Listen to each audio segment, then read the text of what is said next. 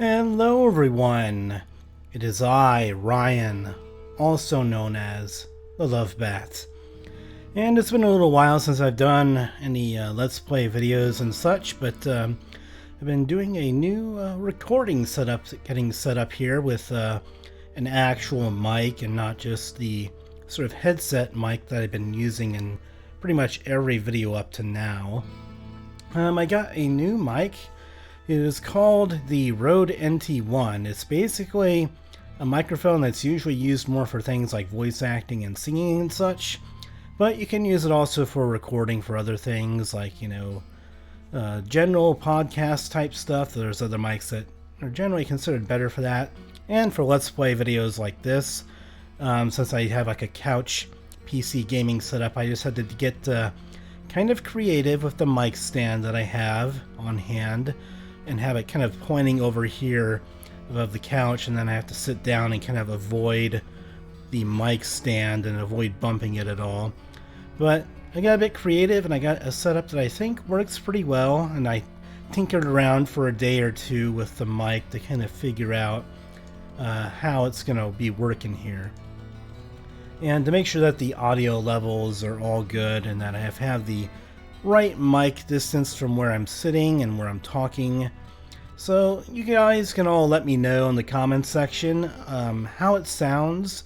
Does it sound better than a headset mic? Does it sound worse? Is it just different? Does it make my voice sound better? I have no idea. I've done some sound tests to make sure that the volume level is okay, especially in comparison to the noise in the game and music, etc.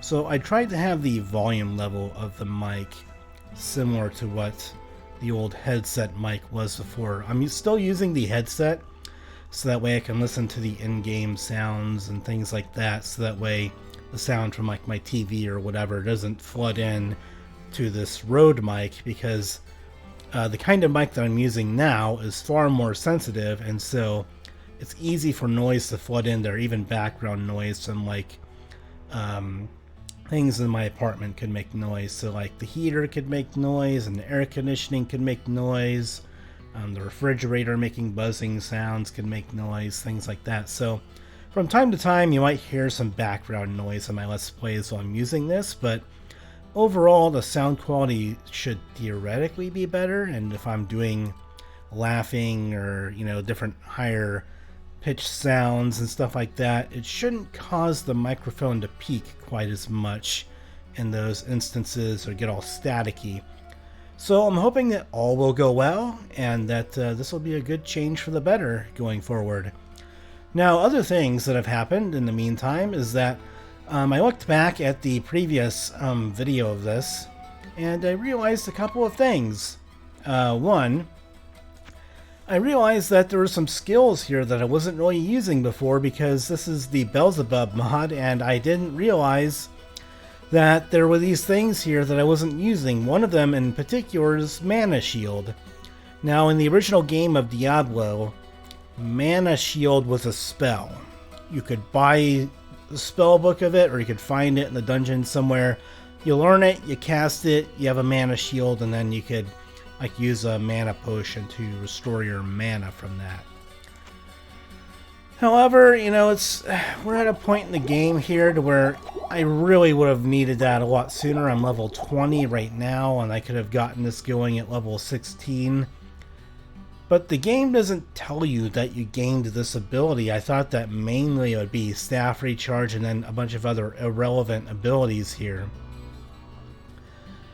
I had no idea that this is going to be a thing in the Belzebub mod. Obviously I'd seen some bits of Let's Play footage of this at earlier levels of the game to see whether or not I would want to play with the mod, because I'd played the original game and beaten it before, but I saw Let's Play footage using the Belzebub mod, and I saw that there were definitely changes. You could play in HD and all that, but I had no idea that later on in the game you get these other skills here. Now, Elemental Drain, I'm not exactly sure if this would actually help against creatures that are immune to a damage type. I don't know if it reduces it by 30% and makes it 70% resistance instead of 100%. I could test it out since there were some monsters that I frustratingly faced last time, and there was some clear frustration that there were enemies that I faced that were immune to every single kind of spell that I could throw at them and every kind of damage type, and even Stone Curse wouldn't work against a creature that has magic immunity. You have like fire, lightning, not that. Yeah, you have fire, lightning, cold, and magic. And some of the enemies that I faced in the last episode in the caverns area of hell, they were immune to all 4 of these things, which meant that no spells, no matter what, would not work. And that meant Stone Curse would also not work, so I couldn't even cast Stone Curse and then go up and like whack him with my staff or anything like that. I just couldn't do it. But I'm hoping that, well, obviously I have a secondary bow here, so I don't know, maybe I could use Stone Curse on some enemies and then plink them with a bow if I had to. But enemies that are immune to everything, I'm just going to have to try and avoid them again, because I don't think there's any alternative. I could try and plink away at them with a bow if they're slow enough, and win by a war of attrition maybe, but I'm sure that the attack speed for a bow is going to be very slow, and that's not going to be a good proposition, but it might be better than the alternative, which is not being able to damage them at all. And I don't want to get in their face and try and kill them with a staff. Even with the mana shield, it would still, you know, I'd still eventually get my health all depleted and stuff. But because I have mana shield, I may not need these healing potions as much anymore now that I know that I have it. And then I can stick to just the mana potions, which will heal much, much more than a health potion would with mana shield.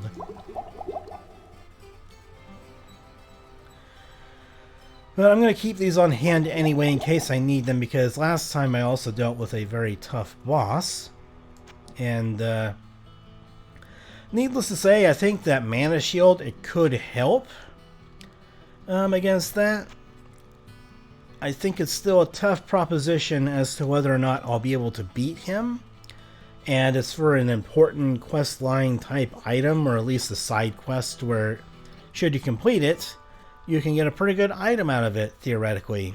And so some of these spells, they were not working last time. They just wouldn't do anything against, for example, was it the Smith, I think, was I was facing, and then there were the immune enemies to everything, or the few enemies I faced that were basically immune to freaking everything.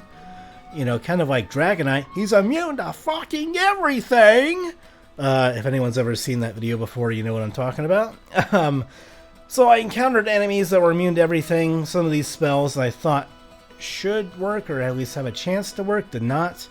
Stone Curse did not work at them, and you have to admit Stone Curse was at least a good idea to try and see if it would work, and it didn't. And Stone Curse did not work on the Smith either. It did not really help to kill him or to drain his life. It was a matter of just getting my ass kicked and having no way to run away from him. And someone in the comments section of my previous video did mention that there are some spells that can help you. Obviously, I'm familiar with the spells that could help me.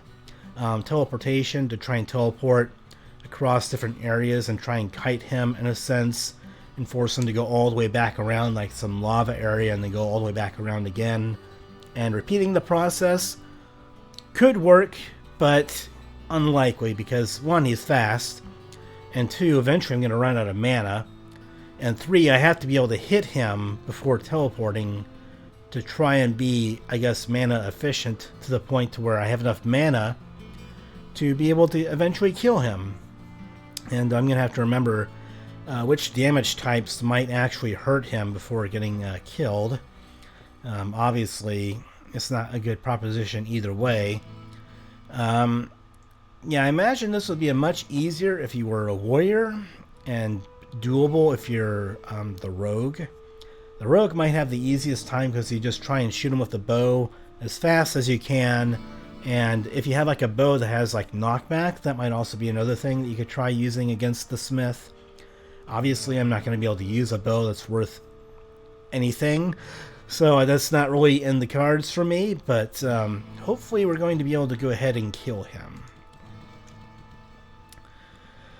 Alright, so I want to get my mana shield skill here. Which hotkey do we want to use it as? I mean, Holy Bolt might come up, but not likely.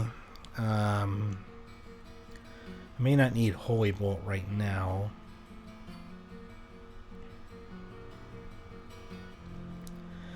Lightning's been good. Guardian has been good.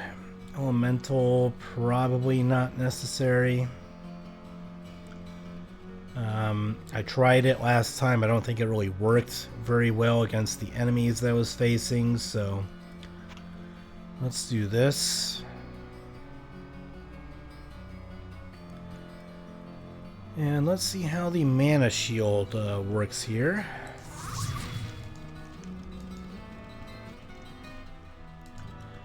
And I guess as usual, the mana shield is kind of off to the side of the interface there because I'm using 720p resolution, so for some odd reason the interface kind of cuts off here full screen. I don't know if it shows up in the recording or not. Most parts of the interface look fine, but for some reason 720p full screen has a little bit of a cut off on the interface for some reason right now, but overall, I'd say it looks good. Obviously, it's down here it looks fine in this part of the interface. It's on the edges here where for some reason it just kind of cuts off. I sense a soul in search of answers. Yeah, let's go ahead and sell some of these health potions that I don't think I'm going to need anymore here. Or I'm not going to need as many. I'm going to rely as much as I can on mana potions. And I'm not going to be able to afford anything here, so I'm not going to bother with those. More phasing books. Insanity, don't really care about those.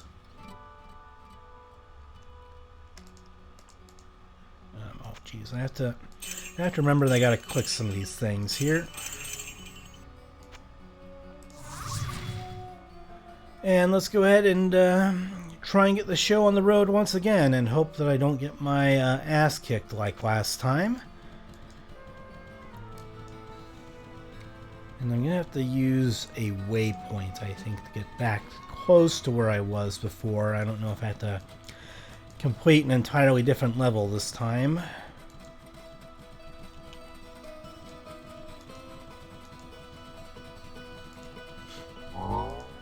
I don't know. I don't know if I want to talk about... I think I already talked to the NPCs before about the smiths, so I don't think I need to do that again. So let's just go to the caves here and hope for the best and prepare for the worst. And here we go. We have more enemies that are sure to be annoying, I imagine. I cannot cast that.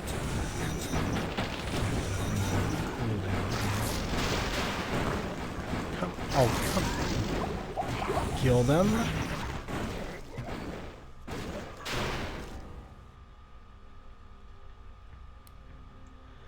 Alright, so I think I'm probably going to have to go through yet some more stuff here. I have to go through a level to get back to where I was before.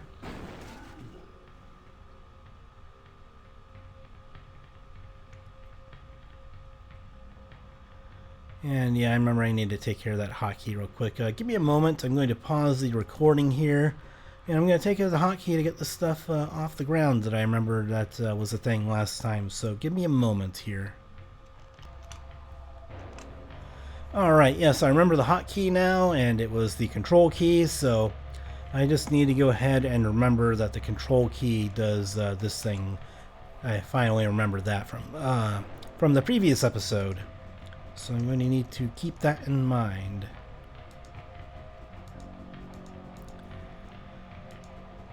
Yeah, I just need to make sure I remember some things.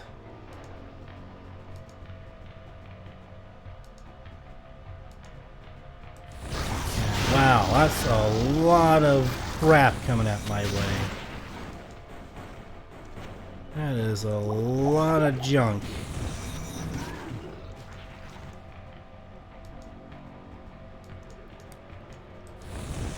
Now, obviously, Mana Shield is going to make it a bit easier here to try and tank these hits and stuff, but they're still going to be dealing lots of damage to us because we are not a warrior and we don't have the greatest defenses, so we still have to keep an eye on that to make sure we don't run out of mana, because then that drains both our hit point total with the Mana Shield and our ability to fight back with our spells. So, and how did...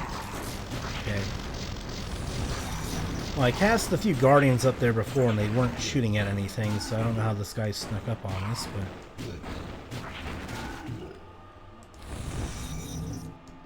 Cast another one up there.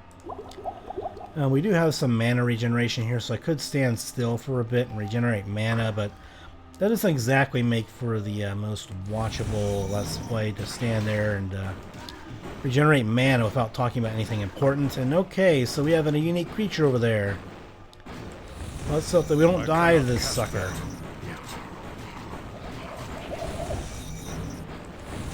Let's just get a lot of Guardians going over here. This is our go-to spell to try and deal with these enemies. And it looks like we were able to thankfully deal with them. An Eerie Cauldron. What does this do? Knowledge and Wisdom at the cost of self. Alright, so it temporarily increases our magic. Nice.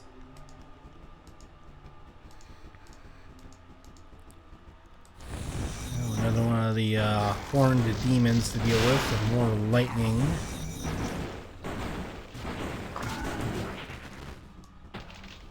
Alright, we have another mana potion down there. Not going to worry about that. Probably most of these stabs that aren't magical probably aren't worth much. But yeah, those lightning throwing demons I think are new to the Belzebub mod version of the game. So, and then where was telekinesis? Where is it? Do not want to fall prey to traps that might be able to punish me a lot. Alright, we'll read that. I'm not sure how useful Fireball is going to be, but certainly it should be a pretty good spell. Alright, so that's our first spell level. It might be better than Firebolt. That's 49 to 90 for 10 mana. Oh, never mind. For single target damage, Firebolt's going to be better because I have it leveled up quite a bit and it's going to cost less mana. So, for now, we're just going to have to not use Fireball. Because Firebolt right now is straight up better for the single target stuff. I need to get another level of it first. I did that by accident. I pressed the wrong hotkey. I was going for F1 here. So that way I could destroy the barrels.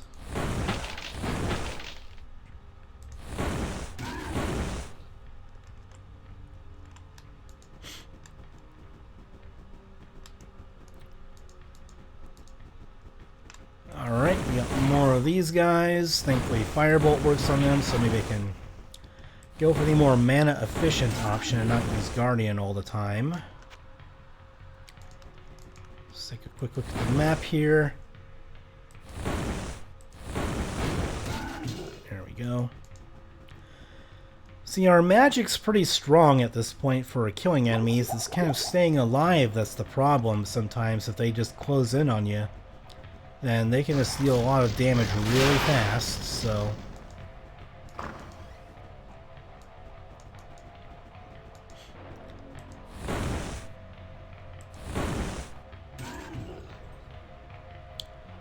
Alright, took care of him.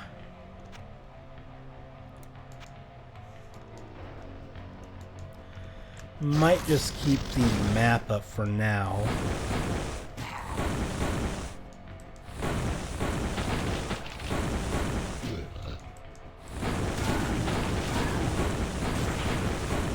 Alright, so this is going a lot better than it was last time trying to go through all these caves and stuff. It was much more difficult in my previous playthrough, just getting surrounded by magma dudes that are immune to fire, not being able to use the Guardian spell against them, just desperately trying to throw around lightning at them.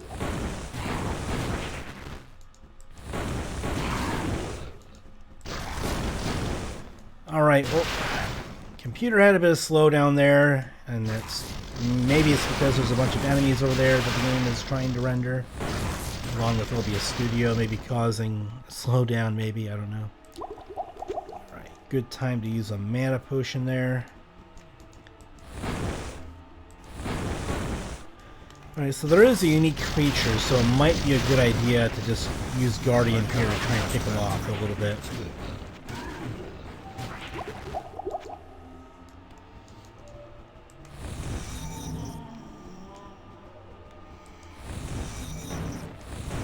I cannot cast that yet. There we go. And I guess, yep, looks like they're kind of dead. So let's go and we might need some gold here for spell books and stuff, so I do need to get this, hopefully.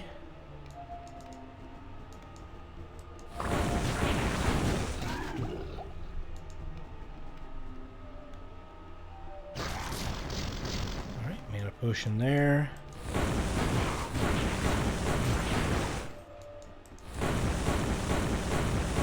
I don't know if they're like bugging out on the fences here and the walls and stuff or what, but for some reason it seems like some of these lightning dudes. Oh, I need to try and put a little distance between myself and these guys. I do not want to have anything to do with their lightning. Oh, jeez. Keep pressing the wrong hotkeys here, and I drink potions. I cannot cast that yet. Alright, so it looks like one of them dropped an elixir of vitality here, which I think should... I mean, originally, at least from what I remember, elixirs would permanently increase a stat.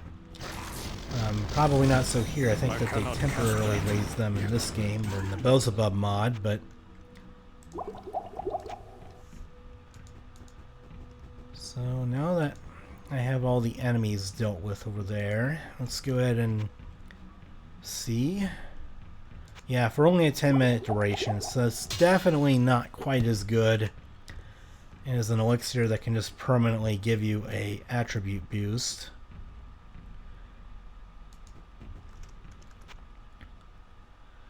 And, geez, there's telekinesis.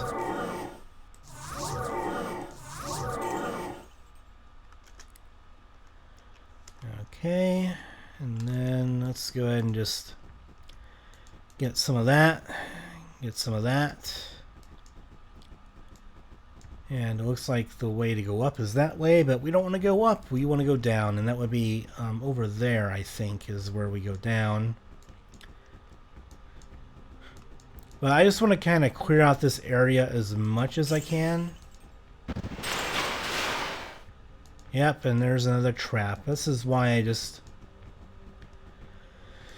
That's why I like telekinesis, and unfortunately I just don't have room to have it hotkeyed because I need all my other spells for all the situational goodness here. So it looks like we have some of these semi-unique creatures running through here. And there's the Anvil of Fury, and then that's where the smith is going to pop out. Yep, so it's a good thing I explored around here, because otherwise I would have missed the smith here. You know, I need to... I don't know if the elixir vitality is going to help necessarily, but we'll see how it goes.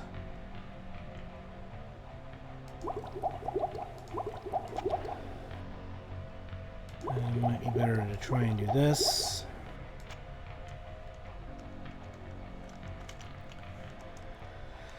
Yeah, unfortunately I can't do the hard save like in the original Diablo here, otherwise that would be what I would want to do here. I could also try going in there, getting the anvil, then phasing out, and then town portaling away. Let's go ahead and cast the preemptive town portal right here.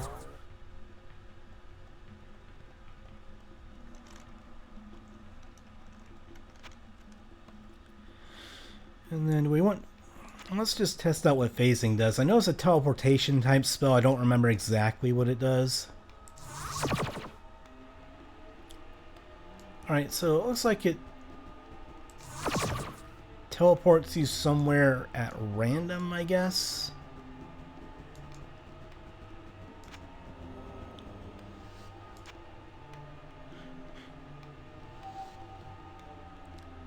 That's not circles. Where's phasing? There it is. Yeah, so it's only a random location, so I don't know if this is really going to help me against the Smith because it's totally random. If I could pick where I teleport, it could be useful. Rinse and repeat until I can Smith, but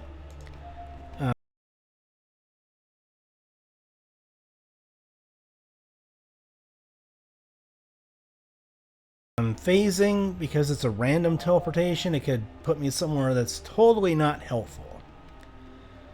So I don't think that's really an option. I know a commenter on the previous video of mine in the comment section suggested phasing as one of the spells, and suggested Golem as one of the other spells that I could use in this fight. Unfortunately, I do not have the Golem spell, and I don't think that Adria at this point will carry it yet. Yeah, I don't think that Adria would carry Golem yet for me to be able to buy.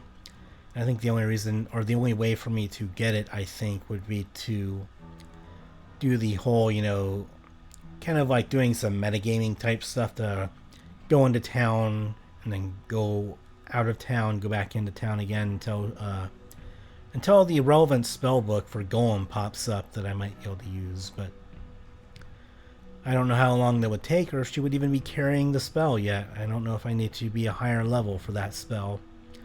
Golem is basically the only summoning spell in the original game. I know that there's a Necromancer class in the Belzebub mod version of the game. Maybe they instead have like a class skill, like one of these skills, where they can summon undead with their skills instead of with a spell, like you would in Diablo 2. But you know what? Let's see what we can accomplish here.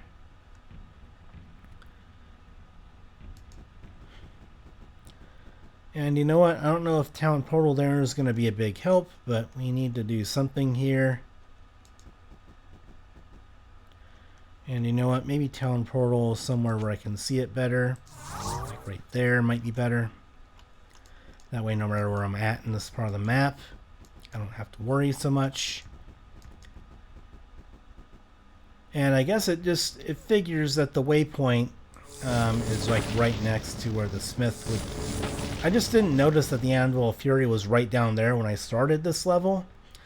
I probably should have noticed that straight away, but I didn't because I was more worried about clearing the area. So I don't know how I'm going to do it, but we've got to go ahead and try and kill this sucker and hope that we don't just die a horrible death here.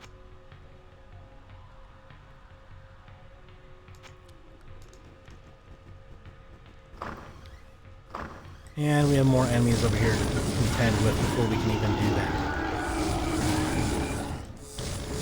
Alright, well these guys die easily to lightning enough, so let's just go ahead and spread some of this lightning stuff in here. I don't have to worry about messing around with any of these dudes while I'm trying to fight the Smith here.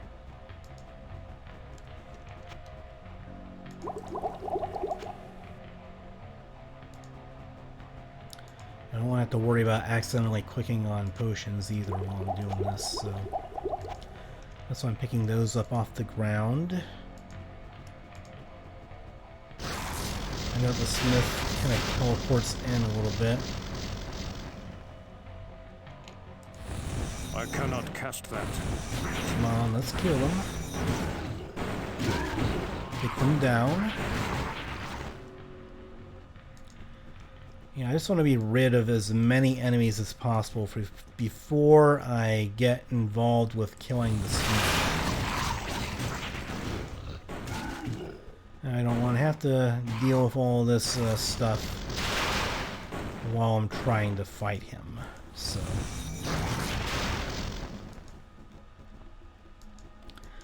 not going to bother with all those chests and stuff.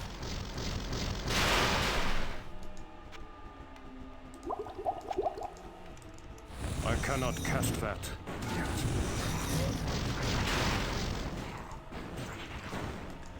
Basically, I'm just looking for mana potions here that I might be able to go ahead and pick up here.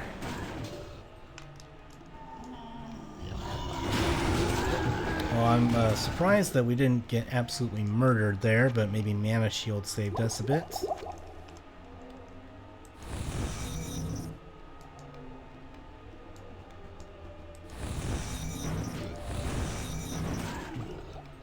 Okay, thought there was a full mana potion somewhere over here. Studded leather might sell for a decent bit of gold, so we'll pick that up. Mainly, it's more important to pick up gold in the first Diablo game because you do have to buy spell books with gold. And so going to Adria and buying spells is definitely a thing you have to worry about. Not enough mana. Jeez, there are so many like strong and unique creatures in this version of the game, and I mean I don't mind it, but for the Sorcerer, it's a bit tougher because these guys can output so much damage with a single hit, and you know, when things go from bad to worse, it goes from bad to worse very quickly if you're a Sorcerer, because your health pool and your defenses just aren't going to be up there with the Warrior. That is the standard. I can get hit and I can hit you back too, like at close range, I guess you could say. There aren't necessarily any War Mage type stuff that you can really build in this game compared to maybe other kinds of games like Baldur's Gate, or like RPGs in general usually give you the ability to make sort of like a sort of spell sword, someone that's a combination of using a sword and magic kind of deal. If you're shooting at the wrong person, you want to kill him.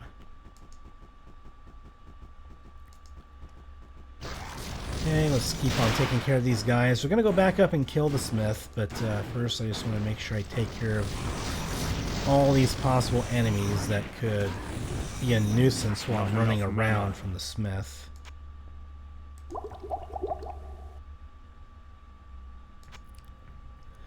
And there was also an area in a previous level of the dungeon that had something that seemed like a puzzle that I wasn't able to solve. I'm gonna need to go back to that part in the game too to go ahead and complete that, because I'm pretty sure it was a puzzle that I just was not able to solve. I think it was in the catacombs portion of the dungeon. I forget which level of the dungeon that it was in, but I do believe it was the catacombs, and it was, I'm pretty sure, Belzebub mod content. So yeah, before I forget about that, because I do want to complete the Smith, he's just right there, but I'm going to go back to the catacombs, and I don't remember which level of the catacombs that it was. But I am going to try and find which level of the catacombs that it was that I need to solve this puzzle at. Because I do distinctly remember there being one. There's Czar the Mad again. This is like the third time I've found him.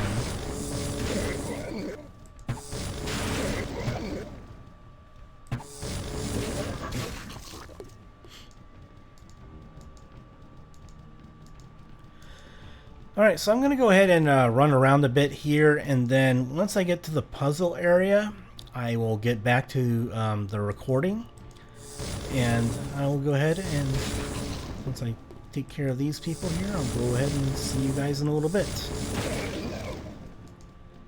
Alright, I will see you guys shortly. I'll go ahead and unpause the recording once I get back to the puzzle area that I remember from the catacombs.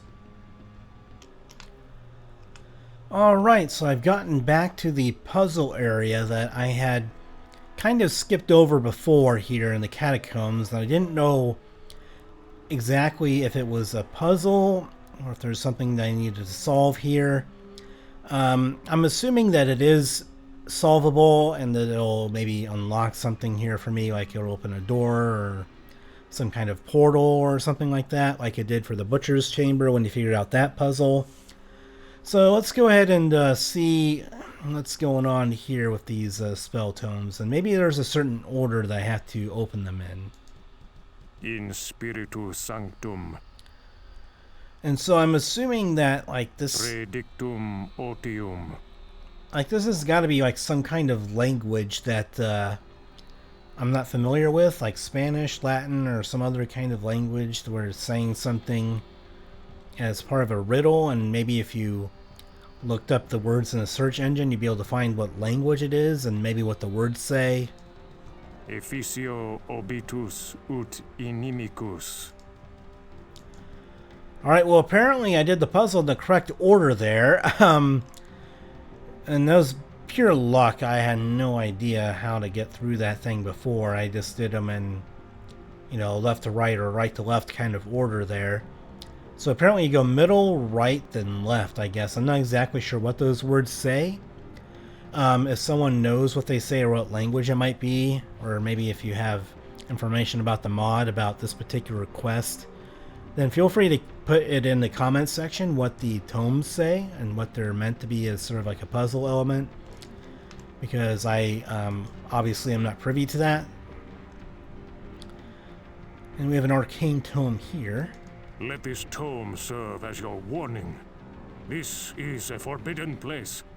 Return from whence you came, and your life will be spared. Horazon, master of the disciplines that summon and bind creatures to this plane, promises death to those who pass beyond the 5 pillars. You have been admonished. Alright, so it's giving a warning here. Let this tome serve as your warning. This Yeah, is so this is it's a forbidden place.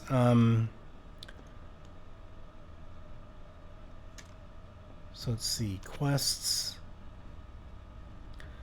Yeah, I'm going to go back to town here and see if any of the NPCs have anything to say about this quest, because I'm sure that if this was a quest that was cut from the original game and has voice acting and all that, I have to assume that the NPCs might have something to say about this. Greetings, good master. Welcome to the Tavern of the Rising Sun. And in fact, they do have something to say about it. These sound like dark creatures indeed. I am ignorant in matters of this nature, but I would assume that our storyteller may know of such legends. Yeah, I'm assuming that obviously Cain and Adria are probably the resident people to talk to about these kinds of things. And we do have some things I need to sell here. Hello, my friend. Stay a while and listen.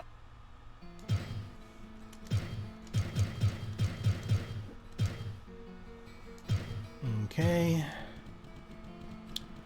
I don't know why it's getting like a little, like sort of, I don't know, fuzzy looking thing when I'm walking through town for some reason. I don't know if I remember that in the previous episodes. Kind of like when looking through, like comics with like, you know, dotted black and white pages and stuff, where it looks kind of weird. What ails you, my friend? Yeah, I wanted to go ahead and talk to him about the Sanctum here. Horazon was insane. There are forces with which one does not interfere. It would not surprise me if you found only the charred remains of this damn fool. Okay, so Pepin's knowledge is Horazon, or Horazon, was, I guess, insane according to Pepin. I'm assuming that Cain would know the nature of what made this person go insane. The cure and feeding of demons is definitely not an interest of mine. Here is a piece of friendly advice. If you get the chance, kill anything you see down there. Alright, so not much from Wirt other than kill the demons, kill them all. Good day. How may I serve you? Yeah, I think maybe the reason that the weird looking thing on like the buildings and stuff like that, with the textures or whatever, might be because my movement speed in town is fairly fast. So that might be it. And the game originally wasn't designed to be around moving at higher speed in town. So that might be why the weird textures are looking on the buildings there. Good day. How may I serve you? This is something that is far beyond anything I have ever learned. I can only think of one person in all of Tristram who could help you. Kane, of course. Alright.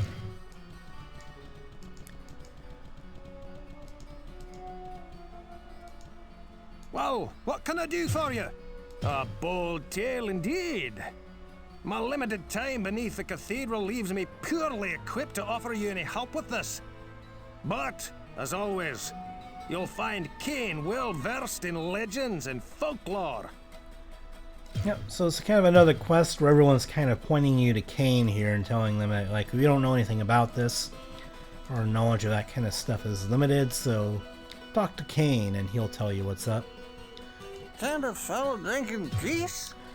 For shits and giggles, I'm going to ask Farnham what he thinks of this Sanctum. Sounds like a good idea to me.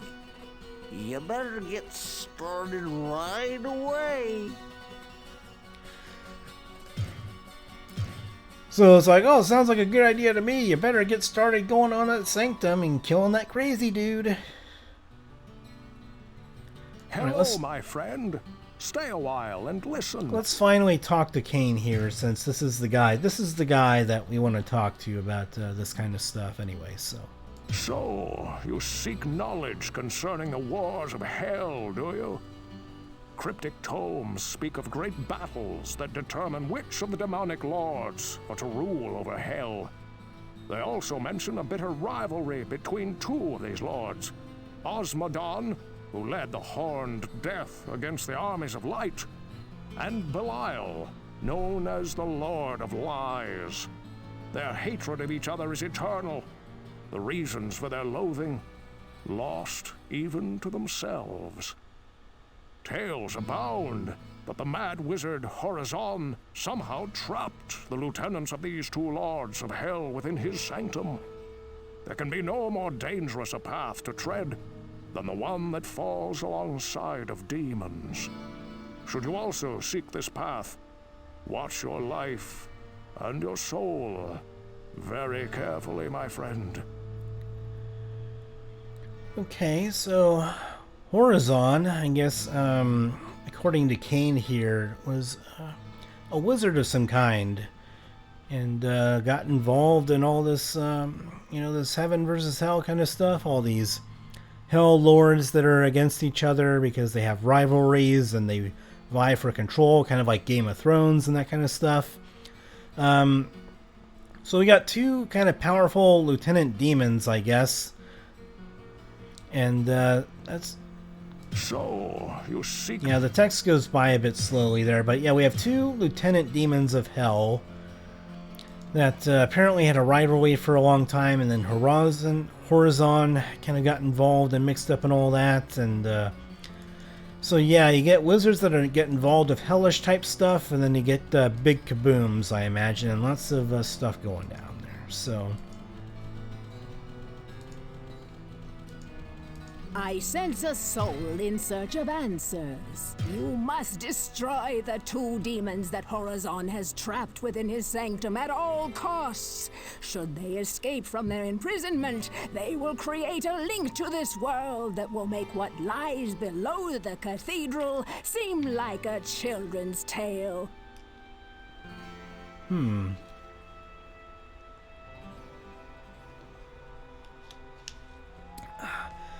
Alright, just getting a quick drink of water there. But yeah, that's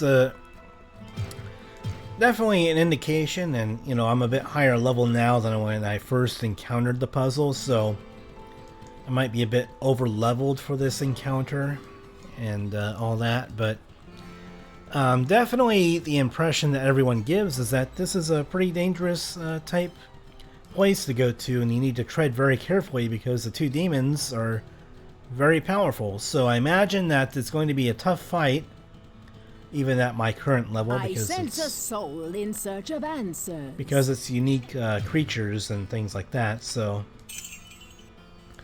I'm not even going to bother with the elixir here because I just don't think I'm going to use it, especially since I have mana shield. I guess I have to take these things to Kane. That's a pretty good breastplate there, but I don't think it's going to be anywhere near as good as the armor that I have now. Way more armor class, but that gives me resist all.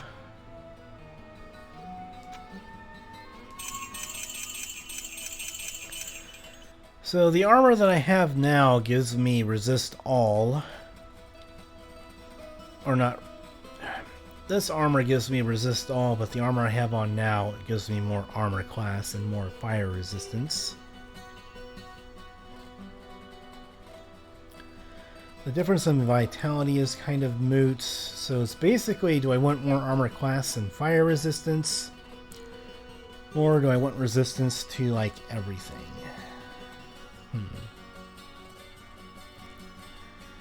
Sadly, I just do not have the money to really be able to do much as far as these spell books. I mean, I could get one of them. I think Guardian definitely would be worth it. I've been using that, been using this spell quite a bit here, so I think this is worth it to get another one. I don't have enough room. Okay, then we'll make room.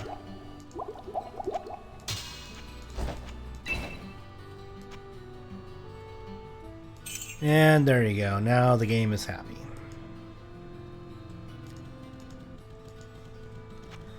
Alright, so we got the information on that quest now.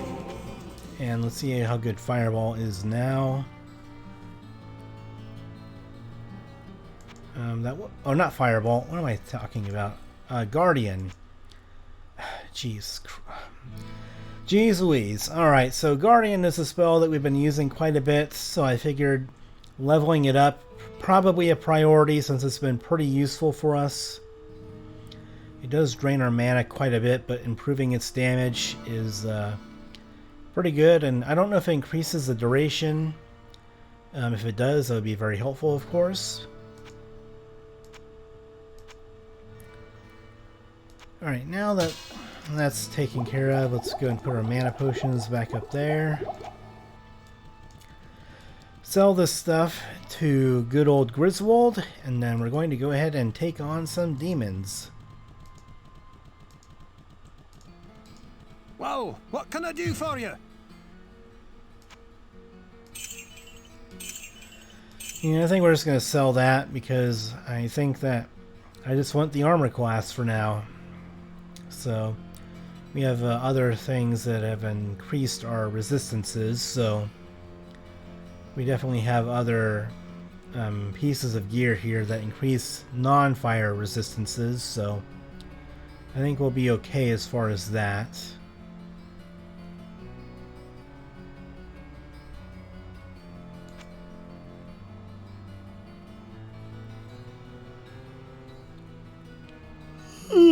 A bit of yawning going on.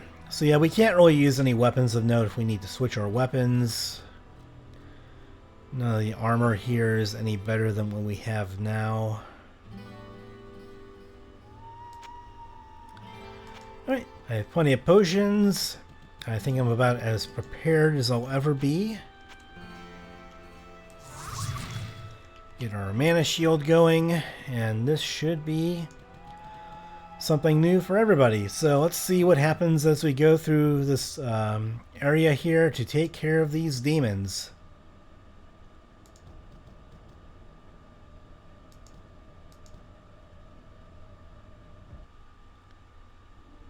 I guess you just have to stand there. Of great power. Oh, and there's a voice from our character as well. So I don't know if this particular area was crafted by the mod or if it was in the game and just unused and unprogrammed into the game. So this is a pretty interesting effect. Obviously it's not exactly high quality, but there's a bit of two-dimensional depth to these little kind of star type things or floating in the air. Don't know what that is. I'm sure that we're going to fight some other crony type monsters in this area, but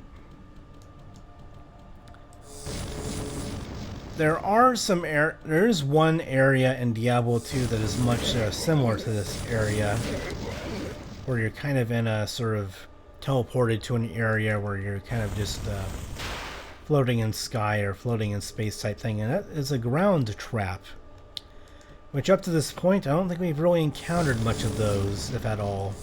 And Mudman, quite a name. And nothing good.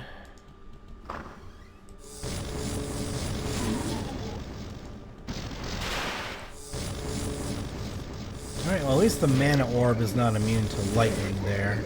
Otherwise that'd be much more annoying.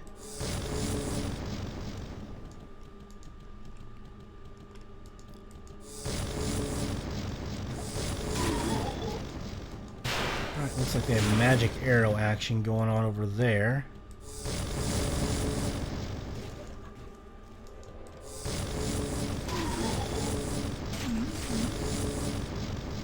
Yeah, so far it's not really all that difficult, but I imagine when we encounter the demons, it will be. We have those flame traps down there that are being annoying. Now, these bow enemies might be a bit annoying on this level because there's so much open space and no walls to help. Don't know if we're going to get any more of those invisible guys.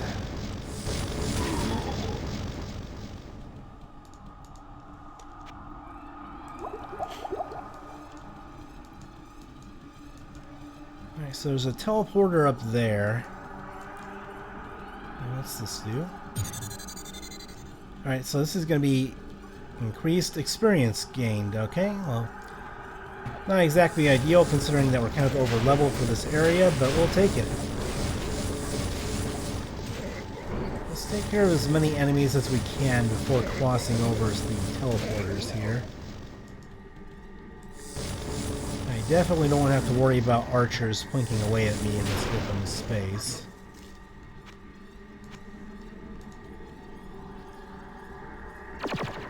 Okay, so you have to stand there for a second or two before you can teleport.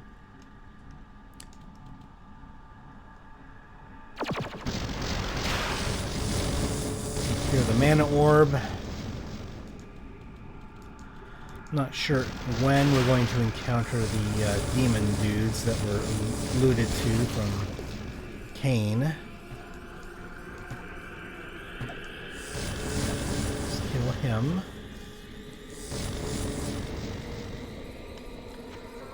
Alright, fresh out of mana, so we're going to need to rejuice.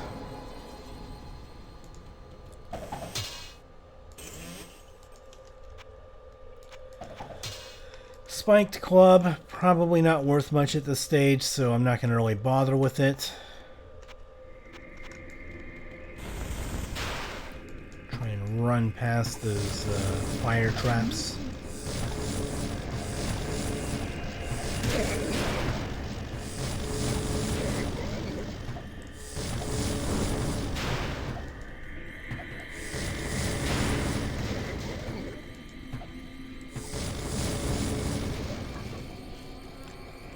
Okay, now we've taken care of some of those archers.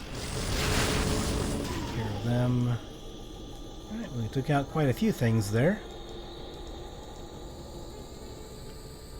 And I guess a magic protection cauldron worth doing for now. I'm not sure if it's going to help us against much in this area, but you never know. And unless it's like a high quality item, I might not bother picking it up for magic items. Might pick up some piles of gold that are sizable.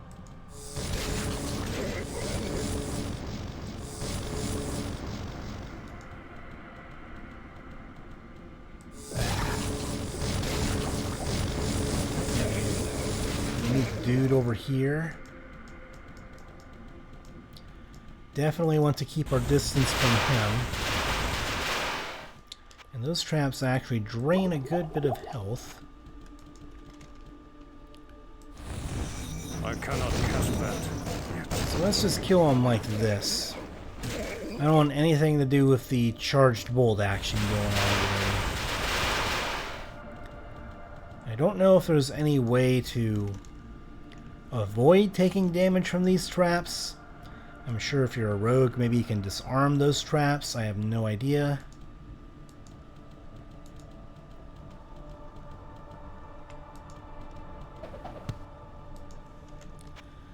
Might as well. Restores our mana, so why not?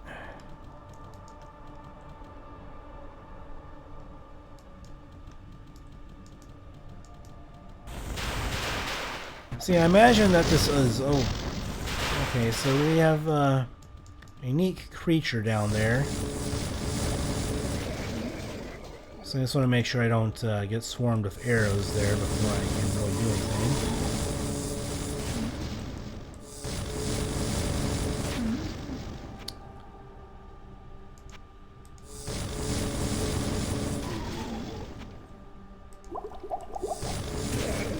There we go.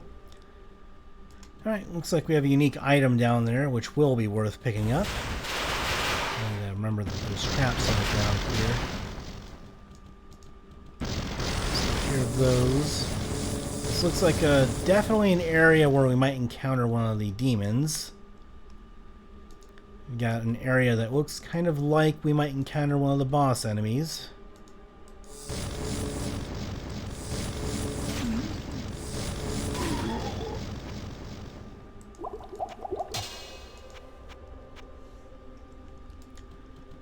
Alright, let's hope that we don't die here.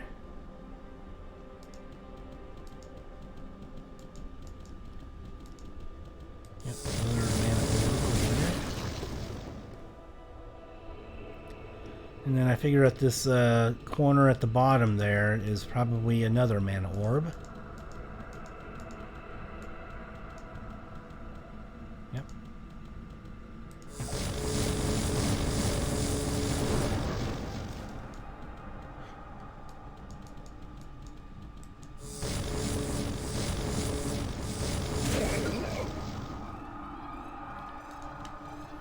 Helmet.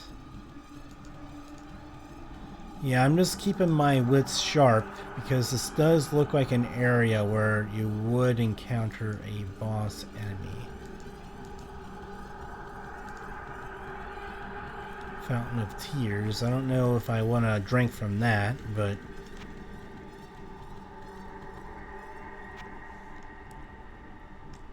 okay, well, I have nothing better to do right now, so let's go ahead and take a look at this journal if I don't want to... It's on the bookshelf. Chain Lightning, okay. Well, that's a good pickup for us.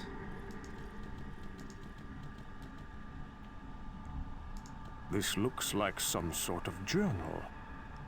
It seems that I may have brought something into this plane that even I cannot control.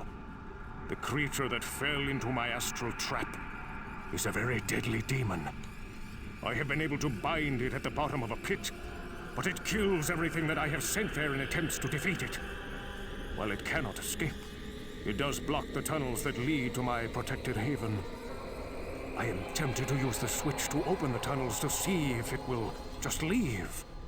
But I fear it is smarter than most of the lesser demons I have trapped before. If I could just lure it somewhere else. Alright, so you set a trap for one of the demons, and kind of in effect, he trapped it, it wasn't able to go anywhere, but he wasn't able to kill it either. I guess he either wasn't powerful enough himself, or he didn't want to risk his life to try and kill it. So he tried sending others to do it, I imagine.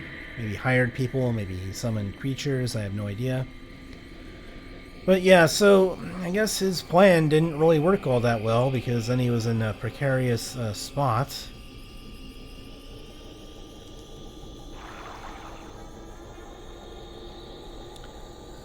So we have a Fountain of Tears here, and okay, well, I guess the Fountain of Tears, it lowers your vitality.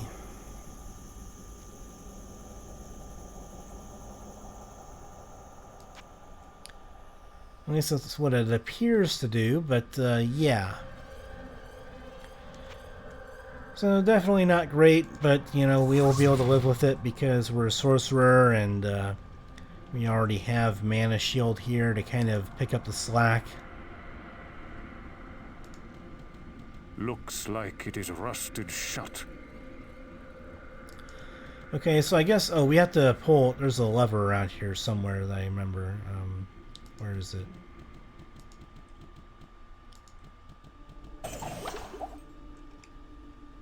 Oh, staff might be worth something. I do remember that there's a lever somewhere that I was hovering my mouse over. I don't remember where it was over here. Oh, there it is. Okay, so we can go down there. I'm going to keep exploring this area. It's probably going to just be more mundane enemies, but since I've never been in this location before and ever playing this game, I simply don't know. So I don't want to leave any stone unturned here.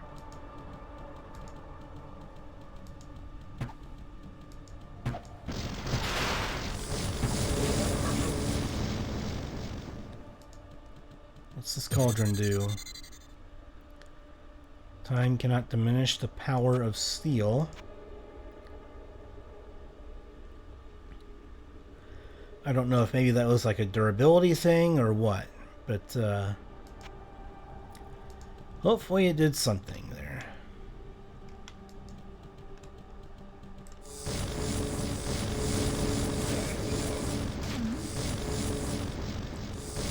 So yeah, that previous cauldron or whatever, kind of shrine type effect, I don't know if it increases like the durability of one of your pieces of gear or anything relevant, but as long as it's not a negative effect, I don't really care all that much, I guess.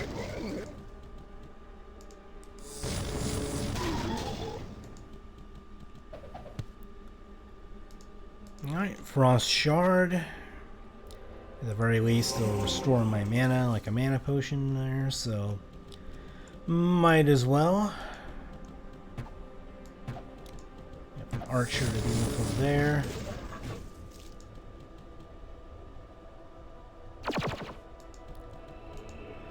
So, you know, there are a couple more mundane enemies to kill here, but I guess nothing special at our level, since we kind of over-leveled for this encounter. Mainly it's the archers and the traps that are dealing damage to us here, so...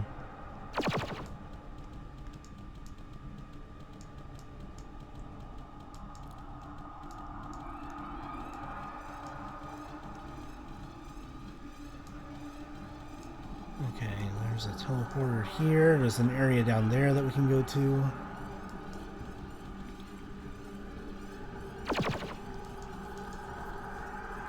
So I'm just trying to make sure that I explore all the area here. Alright, so I guess I can't go that way. I do think that at the start of this area there was a different fork in the road that I could have taken, so I'm going to explore that real quick, and then I'll go down to like the pits. I believe is the area that we can go down to from that lever that we pulled.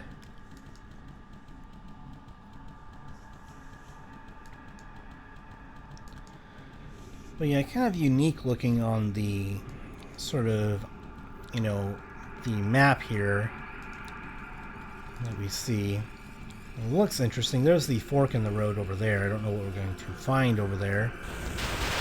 Maybe there's going to be like another journal entry of some kind that we find on the other side. And some more enemies to face. I don't know where that teleporter goes to. I don't want to find out yet, I hope.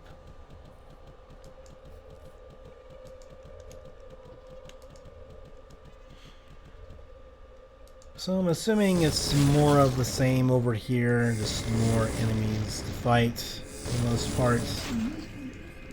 But if there's another journal entry, I definitely want to find it, and maybe for completionist's sake, just have a chance to pick up on the lore and the story here that was left out in the original game. So,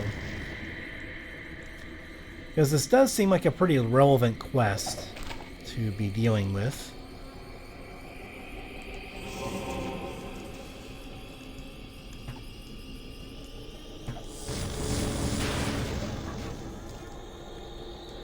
Don't know if there's any invisible dudes that we'll be dealing with, but so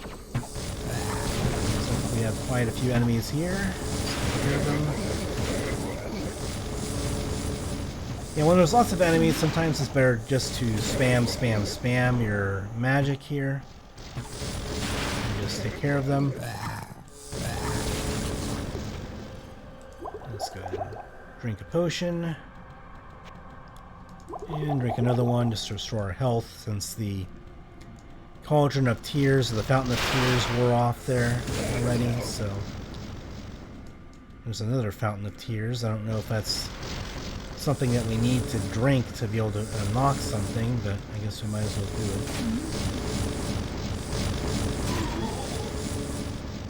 it. Okay, they're all dead. So I mean, we might as well just drink from the Fountain of Tears. I mean, there's more than one of them in here, so it must be related to something. This time it lowered our dexterity, not too relevant. Lowered dexterity doesn't really matter too much for us, so we're not going to worry about it. Lowered magic would definitely affect us, but we have enough magic to where magic being debuffed wouldn't be terrible for us, so... debuff strength would actually probably be the most relevant ability to have debuffed, because then we might not be able to wear our armor and that kind of stuff without some kind of penalty or something like that. Yeah, because we need 30 strength to be able to wear it. Alright, so we have 56 strength, so we're not anywhere close to not being able to wear it, so I think we'll be okay then, I guess.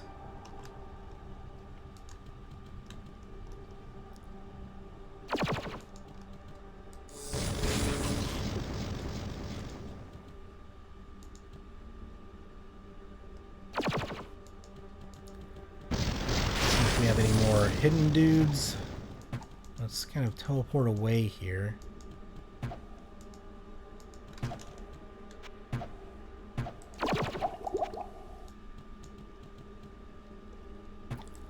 I just want to take care of these guys, so that way I can deal with the mana orbs.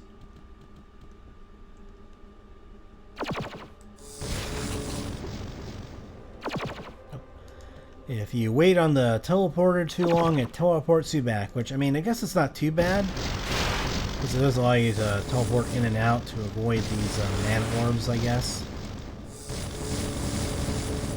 Which I guess are interesting enemies. Mana orbs were not in the original game, so it's definitely a new enemy type that I haven't seen before.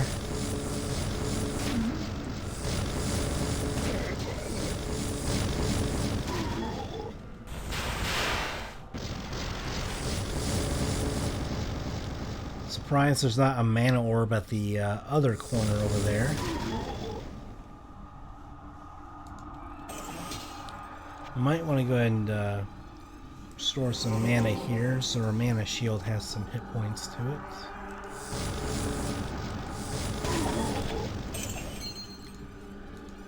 Alright, a ring, not bad.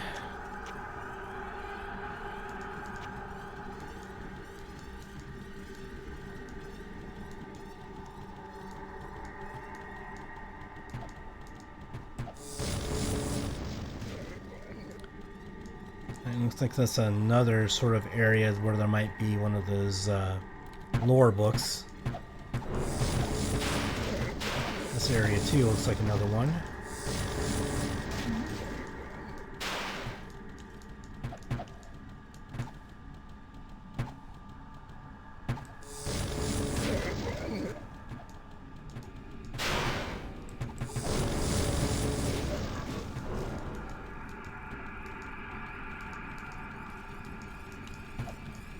Yep, just dealing with the archers here. They're really the only actual threat because they deal some decent damage and they can reach us without having to worry about having to close in melee range to be able to hit us. So archers definitely the highest priority here for enemies to kill.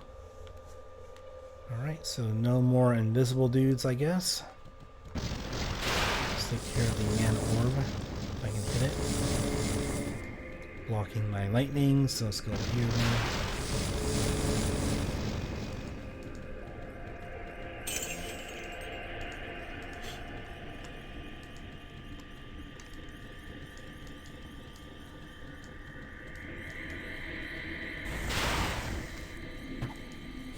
Alright, now that we got most of the ruckus cleared up, at least we won't have to worry about being pelted with too many arrows and such.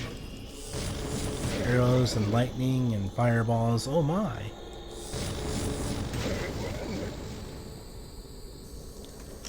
No, mental staff might be worth something.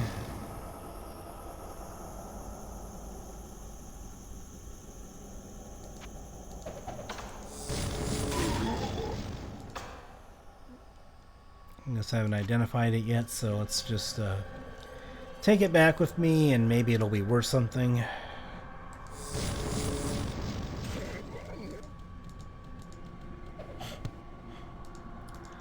Another Dark Pact book. Don't really plan on using the spell, but it's a free mana potion effect, so let's just go ahead and use it.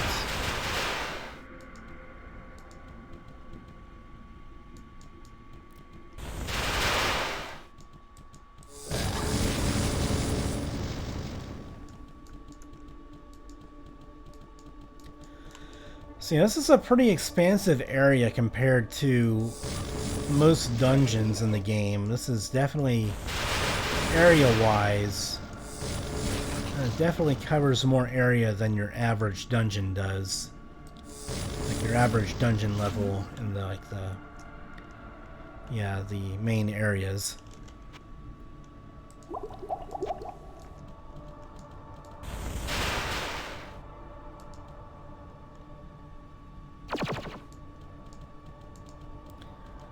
Any more invisible dudes? Nope.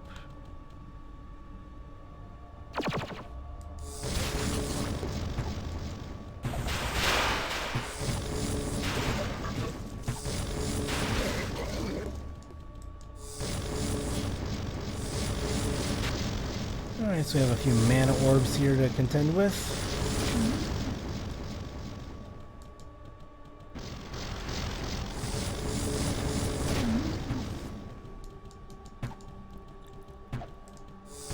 We don't have any boss enemies come up out of nowhere since I have a bit low mana here for now that I'm just trying to make the most of before using another potion. Before I open a chest, do want to make sure I have the mana here. In case there's a trap that hits me and tries to kill me. So, Scroll of Warp. I forget what that spell does if I've come across it yet, but we'll see. Maybe sometime I'll find a book of that, and then I can read the spell description in my spell book and see what it does.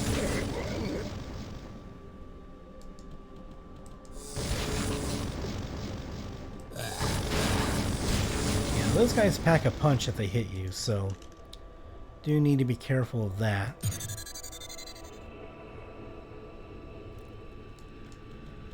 Alright, so improved combat skills, I think probably most useful for the warrior, obviously. Maybe the rogue might get some benefits to like an increased hit chance with their weapons, which is helpful too.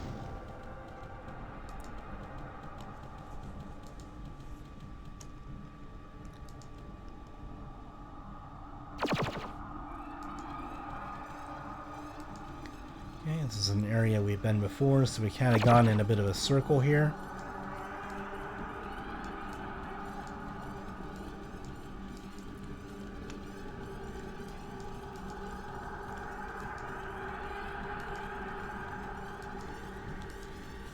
Let's see what's up in this area that we haven't, according to the map, we haven't explored over here yet. So let's see what we have. More traps. Another weapon rack area here. Probably crap.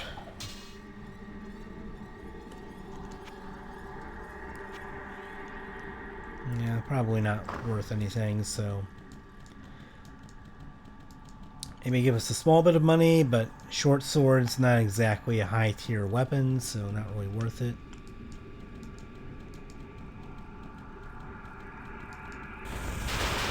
And eventually over here on the right area over here, I think somewhere, like right there I think on the map, there was a teleporter that we need to go to. And see what's going on over there on the right.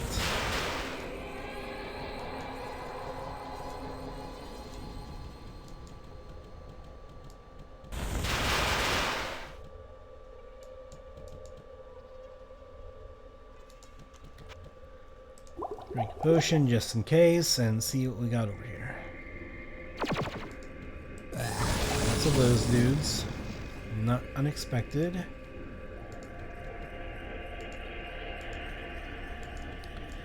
More of the same. Looks like there's another lore tome over there with the story.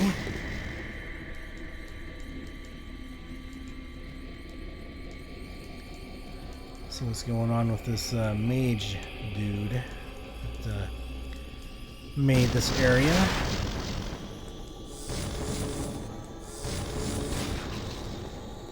Take care of him.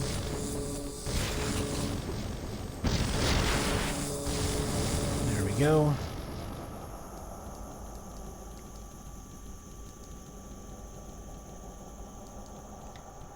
Don't know if there's any unique creatures anywhere yet. I think maybe the pit would probably have the demons that were alluded to in the tomes and from Cain.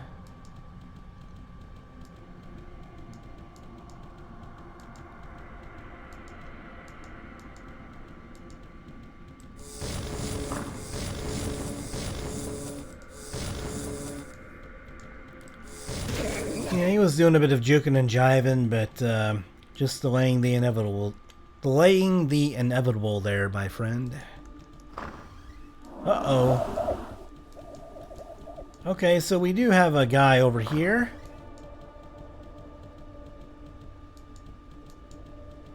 Is there a door on that side? Thankfully there's not. So unless he has some weird kind of teleportation, we should be okay.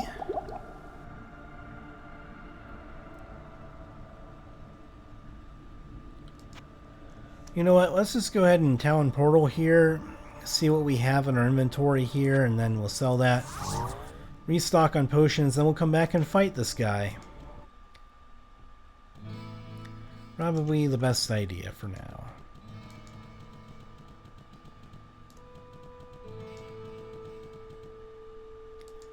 Alright, Cain, what's the stuff that we have in our inventory? Hello, my friend. Stay a while and listen. Death Horn. Interesting.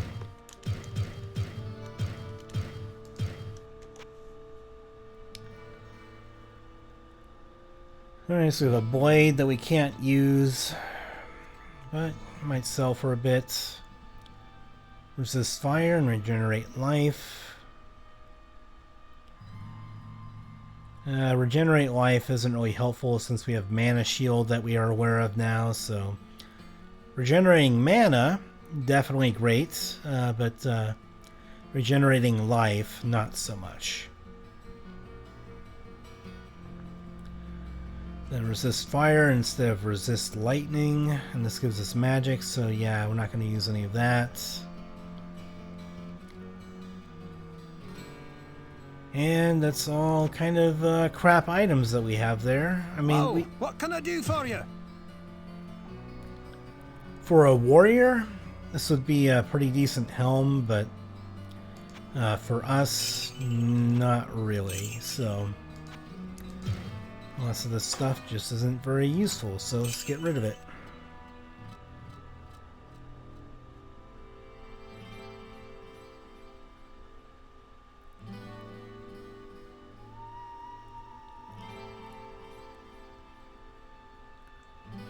Alright.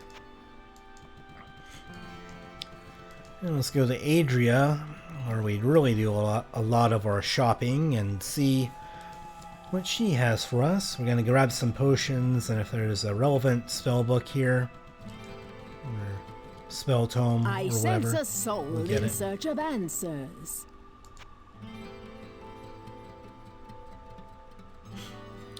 Bone Spirit didn't really help me before. That requires a ton of magic to learn.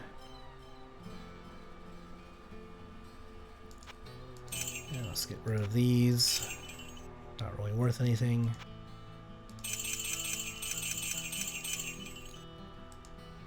Take care of all those, and off we go. We have a decent amount of money to work with here if we did want to eventually try making a big purchase, but I think for now I'm just going to be saving them for spellbooks primarily, because we have pretty good gear as it is.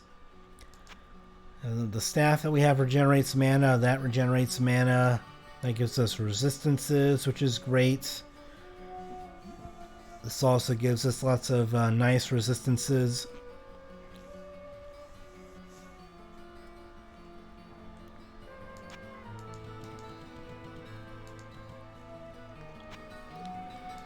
Alright, back into the fray we go. Let's see if we can beat this guy. And we're going to turn off the auto map here. So I don't know what kinds of things that this guy has for resistances. Could just try Guardian and just try and kill him with that, which is pretty safe.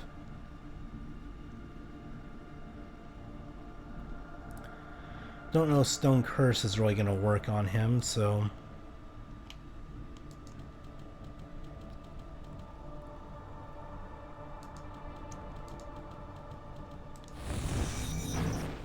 Can that hit him? Well, it seems it is able to hit him, so that's a good sign. Makes this fight a lot easier when you can just hit it with a summon thing.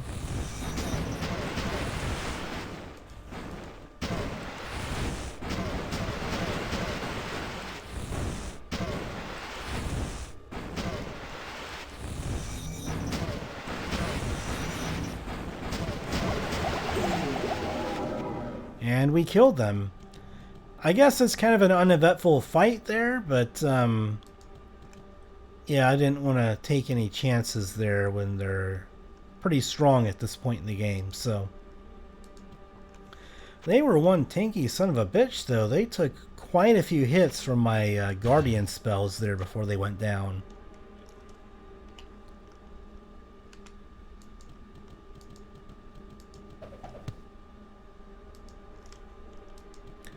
Alright, so there's a Book of Warp of that spell that I'd seen before. So maybe I can find out what it does now.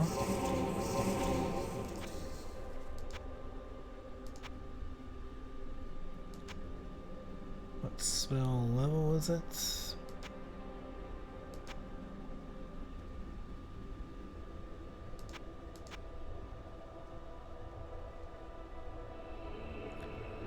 Oh, that's the spell. I forgot what it did. So yeah, that's the, you go back to the nearest entrance. It's kind of like the magic mirror that teleports you to the beginning of the dungeon or something like that in Legend of Zelda, one of the Legend of Zelda games. So that kind of reminds me of that. And Diablo, oddly enough, only came out, I mean, it came out in the same, decade as many of the classic Legend of Zelda games, so maybe the developers had some inspiration from that and had the spell that just went unused, I guess, maybe. Anyway, let's read this lore tome. Creature of Flame, probably meaning like a demon, hell, creature of flame, you know, that kind of thing. The Creature of Flame by Horazon. Should be interesting reading. Whoa! Whoa, Nelly. I thought we were going to get a lore tome, and then we got an enemy here, which I'm assuming that Guardian is not going to work on this guy. So we're going to have to use lightning to try and kill him.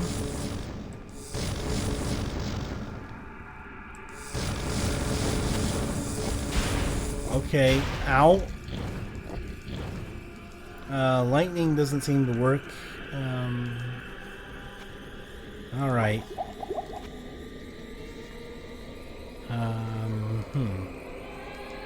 Interesting. Okay, so I don't know how we're gonna deal with this guy if lightning doesn't hurt him. Maybe cold spells will hurt him. That might be the play here.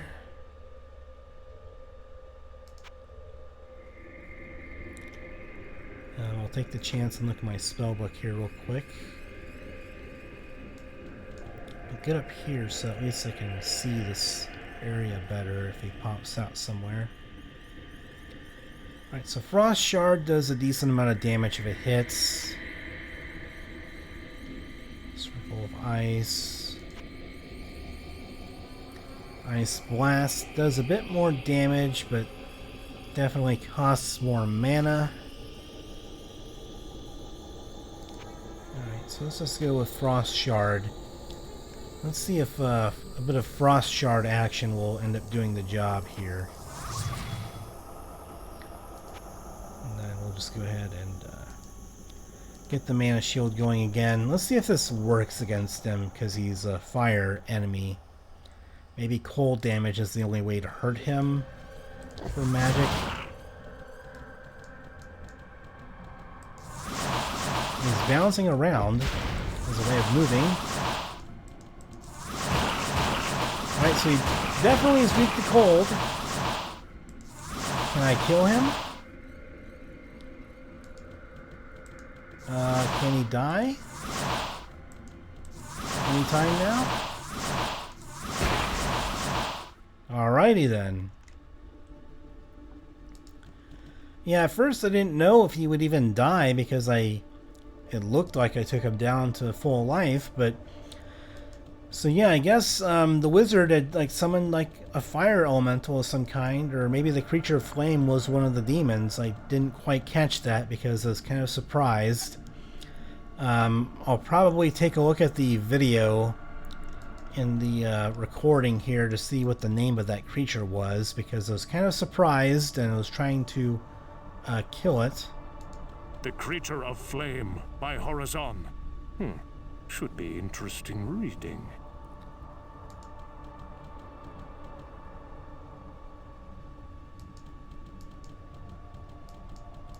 Yeah, all it says is the Creature of Flame, and it doesn't really delve into anything more, so maybe that was just some kind of achievement. By binding the spirit to the crafted rock, it is given life.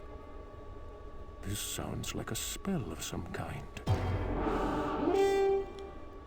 Okay, so this is kind of similar to the, what was it? Was it the Chamber of Bone quest, where you end up gaining the Guardian spell through one of the spell tomes at the end of the area that you go through? Which spell did we gain, I wonder? One of those. There it is. Golem. So apparently we got the Golem spell, and that is very helpful because, well, obviously the damage per hit isn't very much. It does give you the ability to go ahead and deal with enemies that are immune to certain damage types. Like if they're immune to fire damage and Guardian isn't going to do anything, then Golem can help there. And also it takes enemies off your back. Golems are really good tanks that they take the heat off of you, it distracts the enemies and it allows you to do lots of nice things. I don't think I'm going to need Mana Shield. Stone Curse hasn't really been too helpful thus far, but I'll keep giving it a try, I guess. I don't know, maybe we'll just do that as F8, and then if we want to do Mana Shield, we can just go to this little menu here.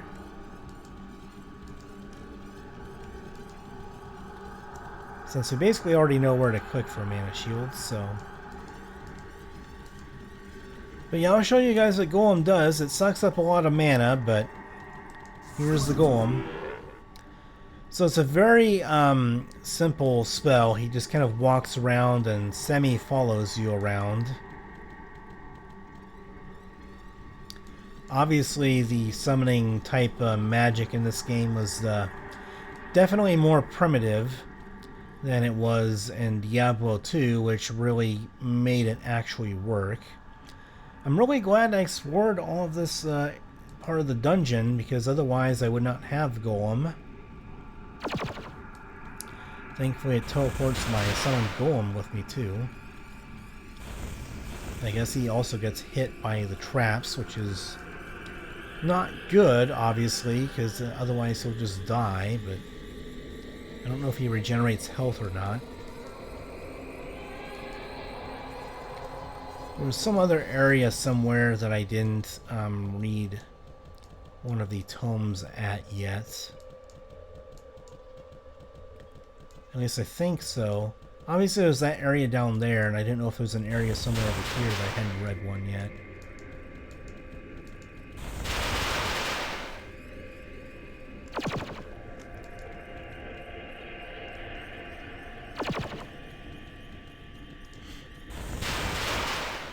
I mean, I guess they do regenerate health because their health has gone back up after taking damage from the traps, so that's nice to know.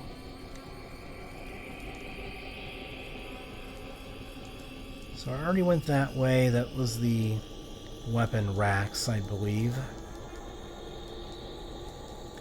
I think it's maybe somewhere over here I had a knowledge tome or a lore tome to read that I didn't go through yet.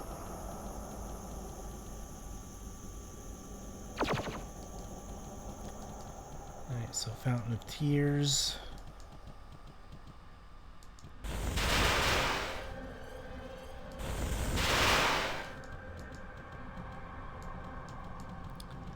Yeah, so over there's a dead end, nothing over there. Already been through that area. Maybe it's over here that I didn't go to yet.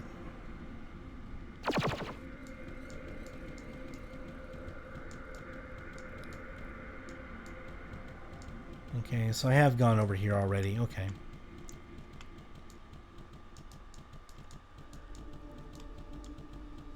Alright, so I guess I explored all of that area.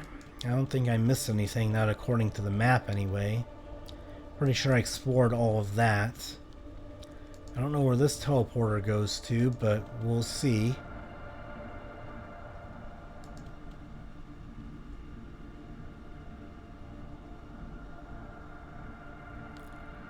I guess this teleporter doesn't go anywhere. I came in on this teleporter up there. I don't know where that teleporter goes to. Maybe after I go to the pit, maybe I'll teleport back to this teleporter after I complete the pit. I'm assuming that's probably what that area is for teleporting you back here so you can easily get back to the main dungeon. So we have to go down to the pit over here. It's in the bottom left, if I remember. That was the first area that we went to, so...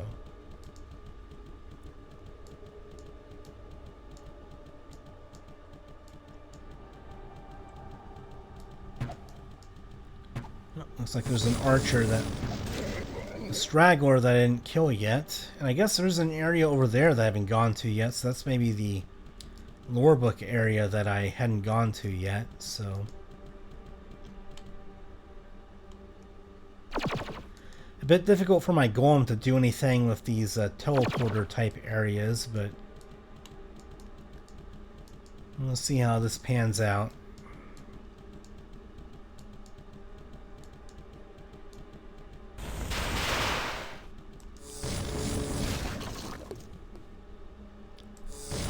Got a unique item here at least.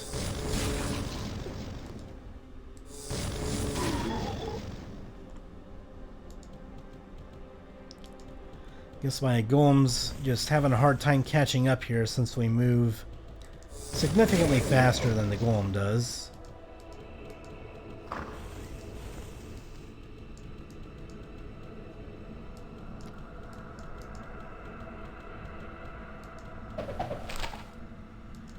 Scroll firewall, not really useful, and this doesn't really help us either, so I don't really care too much. Just doing that to get some mana back here, since I kind of need it.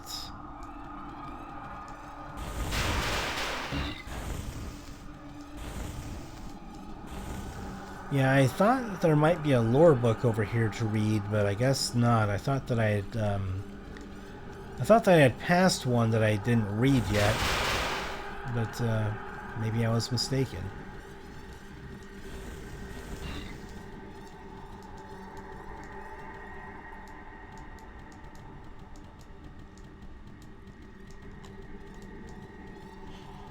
I like that in the map here that it shows where your golem is. I don't know if in the previous game that it actually gave you that information of where your summoned golem was. I don't remember that being on the original game for the map areas, or for the map screen here. Would be nice if it was more of a mini-map like Diablo 2 style, but I mean, I guess it's better to have it than not have it at all. Looks like my golem's kind of stuck up there, but that's okay. This looks like some sort of journal. Alright, says the same thing as before, so we're just going to go through here. And we're going to hope for the best.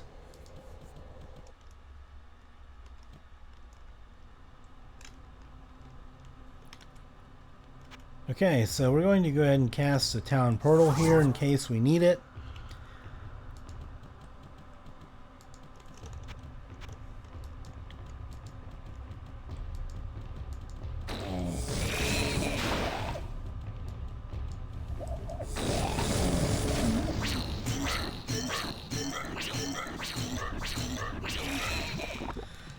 So yeah, as you can see, our golem is pretty sturdy, so it's going to be a good tanking tool for us, so that way we don't have to tank everything ourselves and get shot at all the time.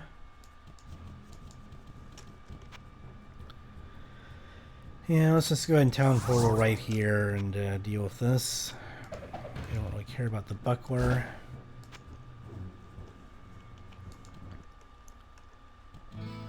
Or at the very least, we don't care about the buckler as much as we do about the other things that we picked up, so... Hello, my friend.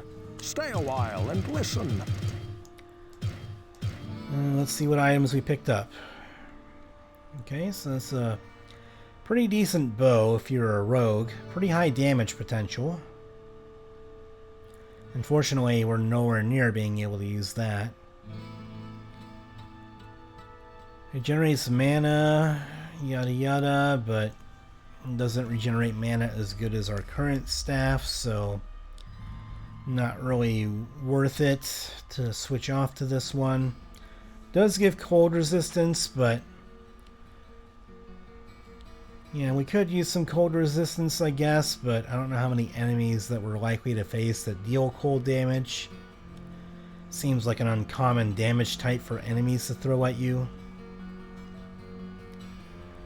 And some robes that also provide some pretty good resistances here, but and gives you lots of hit points, so that's something. But this is much more armor class and better resist fire, and fire is a very common damage type, so... And the strength that we don't really... Like, giving you bonus strength, that's good for a warrior, but for us, the bonus to strength is... Like, the main purpose of strength is to help you wear better armor. And this armor like giving you a bonus to strength and having such a low armor class and strength requirement, like no strength requirement, you know, it's not a piece of gear that's good for a sorcerer. I'll say that. Whoa, what can I do for you? Because if you want strength, then you want to wear heavier armor than robes. So, yeah, but it's good armor. But, oh, I need to sell. Good armor, but better for a warrior than for us. And this is not as good for mana regeneration. Alright, we'll sell them the bow then. Well, that adds to our strength, but does not regenerate mana, so... Kind of taking one step forward and 3 steps back if we were to get this one.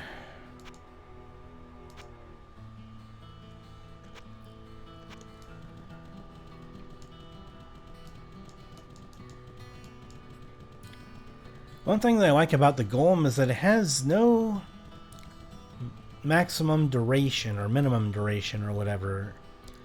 It's just always there until it dies, which I kind of like. I sense a soul in search of answers. Because that means you don't have to worry about like managing your spells and all that kind of stuff and having to keep track of recasting it when you shouldn't have to. Alright, so the Book of Lightning I think is going to be worth it, so we'll buy that one.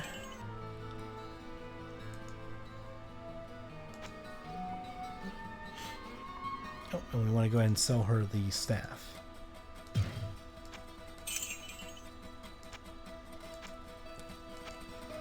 Alright, so lightning is going to go from 4 to 134 damage.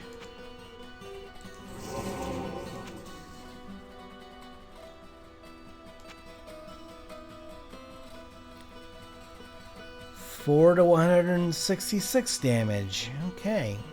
Sizable increase there.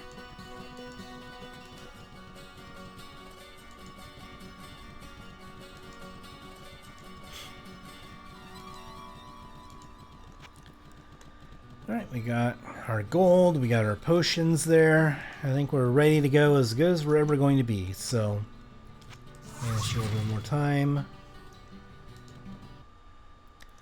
And let's get her done. Oh boy. That was a surprise room showing up out of nowhere.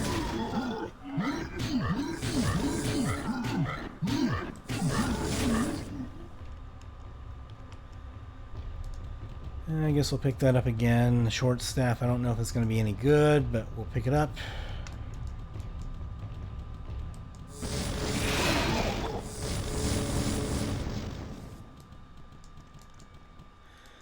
So you have kind of a good combination here. The golem serves as the melee, the tank can take the heat off of me a bit, and then I can deal with the enemies from afar.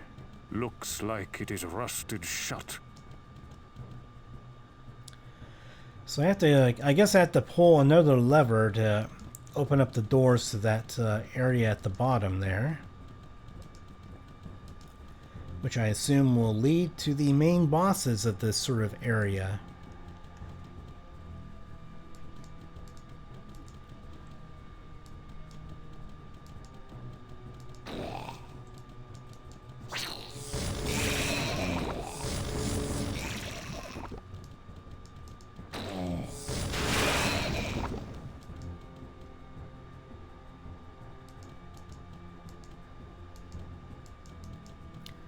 Alright, what's around corner number 2? Let's see.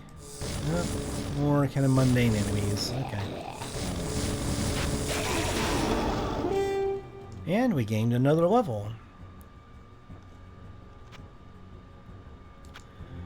Alright, so let's get a bit of strength.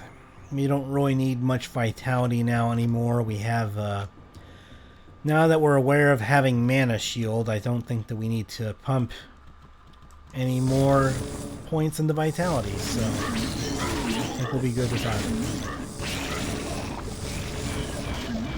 Obviously, it's a good safety net if we end up running out of mana for a brief period of time, since we're going to be casting offensive magic, but or if we just take a big hit like that.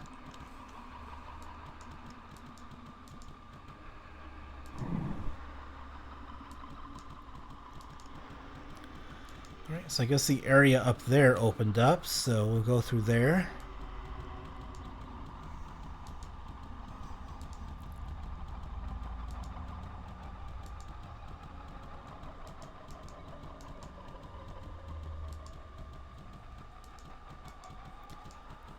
I'm going to wait for my golem to catch up because I have a feeling that we might need him here in our service. Alright, golem. Get in there, whatever's in there.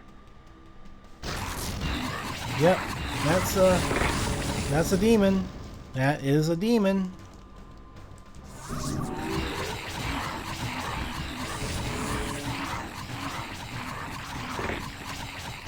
I cannot cast that yet. Yeah, we have a cooldown on cannot golem cast here. that yet.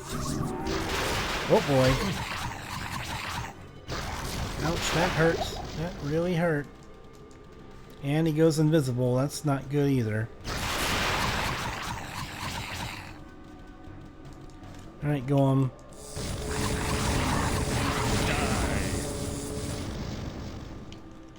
Well, that's a cool line. Die!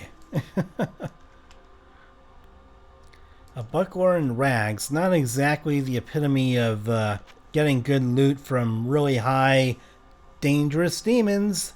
Certainly have a bunch of rags on them. Okay, well. I'm ragging on the game a bit, but I do expect demons from hell to yield better loot than that. At least at this point in the game. So... I mean, it's like, oh man, I mean, you'd expect them to be wearing like some chainmail or some plate mail or maybe like some magical robes or, you know, stuff like that, you know. Now, if I remember correctly, there were 2 demons that were alluded to, so I assume that the second demon is somewhere around here. Maybe we have not encountered them yet.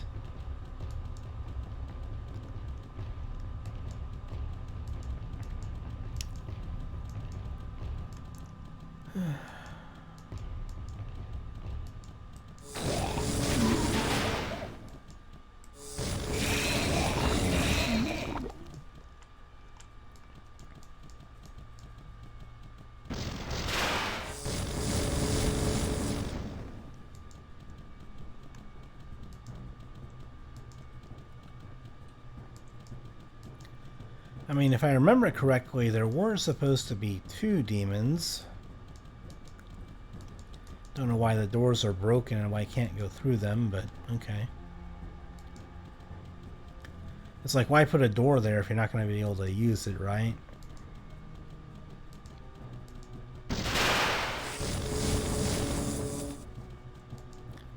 Let's take care of the mana orbs. The doors are for some reason still Looks broken. like it is rusted shut. Like, I don't know, maybe that's just for flavor, I guess. You know, like old doors that have been rusted shut. Maybe that's just a pure flavor decision, I guess.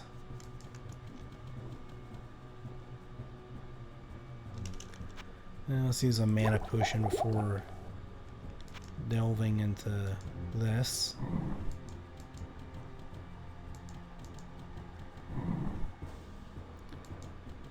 So what did I open up there that wasn't open before?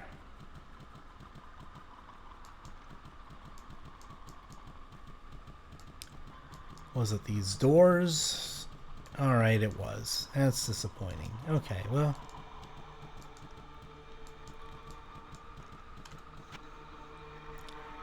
Yeah, Horazon's Sanctum is still active as a quest, so I must not have completed all of it yet.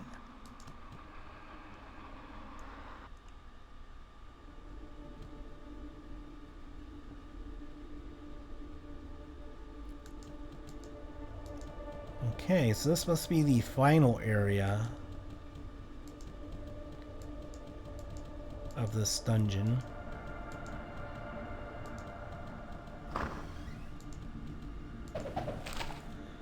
I guess maybe this is kind of like the library of this mage, where he, or his inner sanctum, where only he presides, I guess.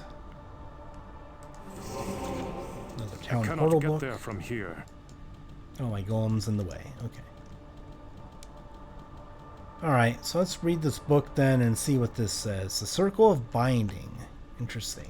The Lieutenant of Belial is known as Grimspike. Beware this demon, for his strength appears immeasurable. Reading this scroll, and therefore speaking his name, near an arcane circle of binding will surely summon him there. Near a circle of binding, eh?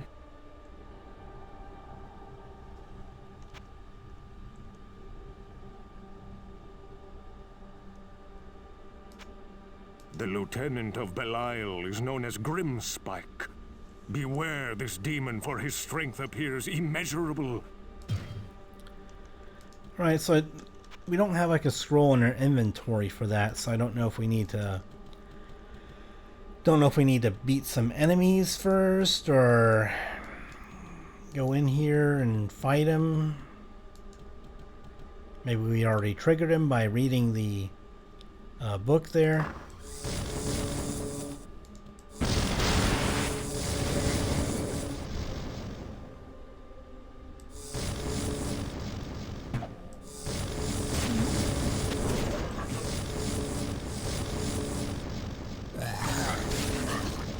Looks like we already have some enemies here, but they're just kind of generic variety.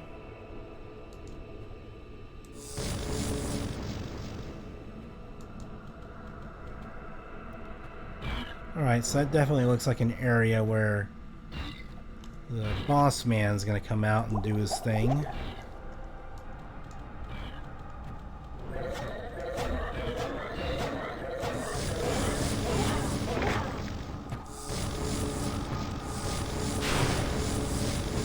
I just want to be rid of those archers. They just are... They can pump through some damage and are just generally annoying, so...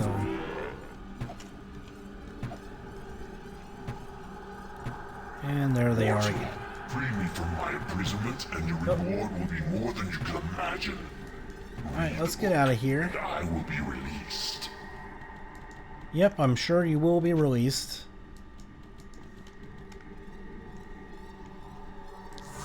Let's get our golem back over here where we can make use of him.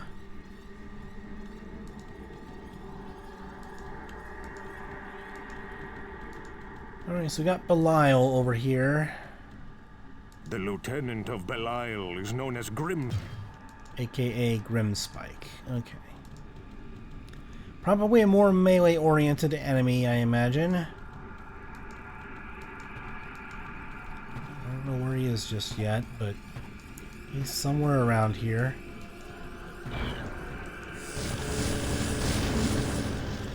It's all these archers and stuff. Just go away. Die already. Die. I don't have to worry about you dudes. I wonder if our golem went out to fight Belial wherever he is.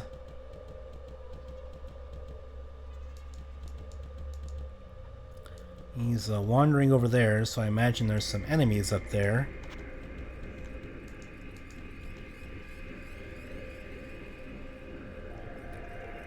There's a unique creature up there.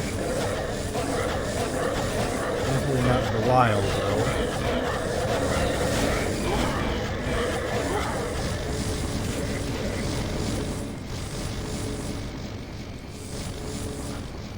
And he's gonna try and circle around me for whatever reason. Classic enemies. Alright, now let's do that. Re-summon the golem, and where did Belial run off to? I mean, I heard his voiceover, so I assumed that he came out of somewhere to fight us. Maybe he's down there in the west area somewhere that we haven't gone to yet.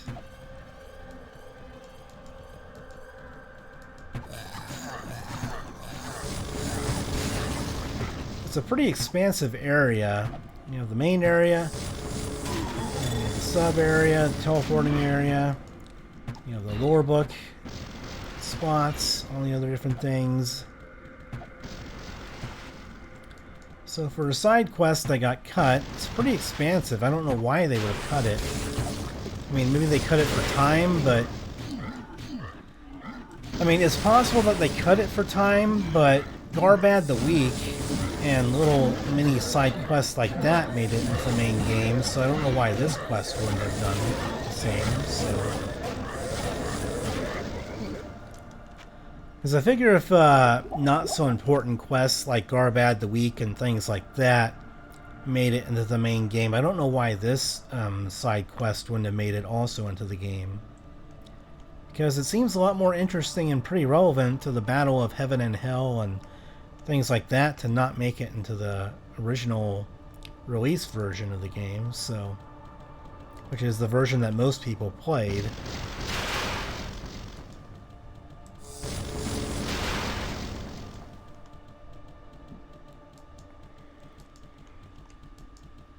Okay, nothing else around here.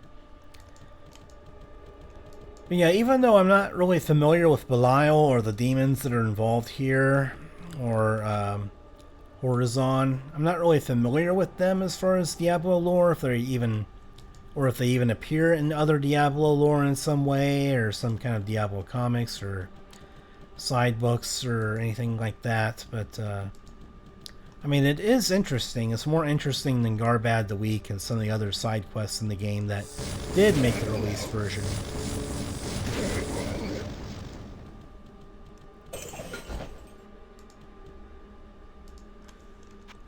I guess a unique item cape might be worth chugging along. I mean, at minimum, if I make like 1,000 gold on it or something like that, that's not too bad, so... Don't know if it's going to be like some super awesome item that you don't expect. Flash isn't really a spell that I use, so I'm just going to leave it behind, probably.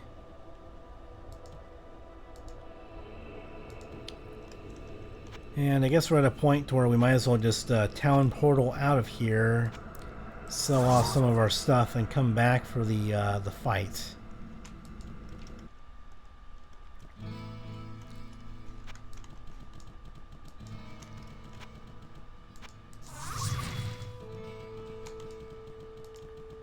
Alright, Cain. Hello, my friend. Stay a while and listen. Get through doing these things. Okay. Talk to What Pepin. ails you, my friend? Whoa, what can I do for you? Alright, so not a bad cape, but we're not going to use it, obviously, but we do get a bit of money out of it.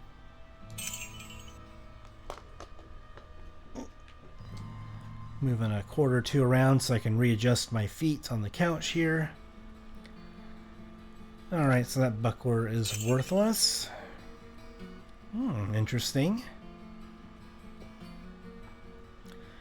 Gives us some magic, resist fire instead of resist lightning.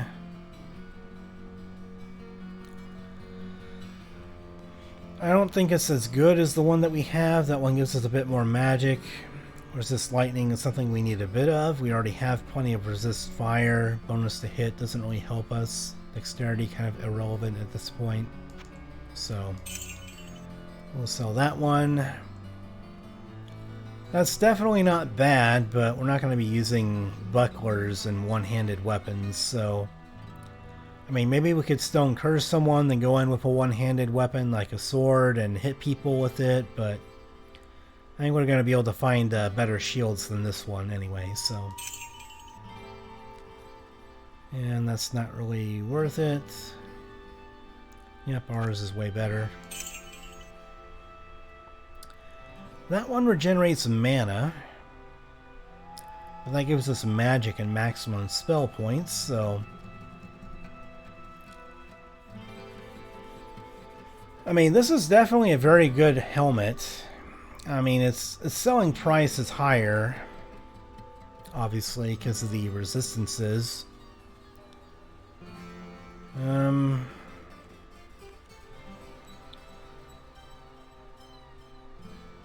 I think at this point, though, the maximum mana is probably more important for us because we just need as many spell points as we can get for our mana shield.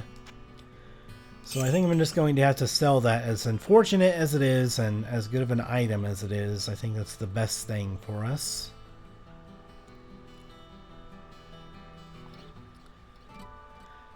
But yeah, that's a really good helmet. Under most circumstances, I would probably keep it. But +9 to magic, that's quite a few spell points there that we would lose out on. So, and we already have pretty good mana regeneration at this point. I sense a soul in search of answers.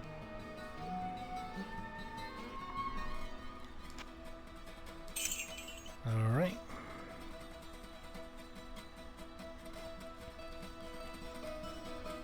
Magic this, magic that. Not too many spells that are really worth considering here. Most of the spells that I want to have, I pretty much already have without the use of this. Excuse me, yawning action. It's kind of a bit. I'm recording in the morning here, so that's probably why I'm yawning here. Not that I'm trying to yawn, it's just, you know, anytime you have to be an early riser to get up in the morning, that's kind of how it works. No spell tomes that we need here. Just restock on our mana potions and off we go.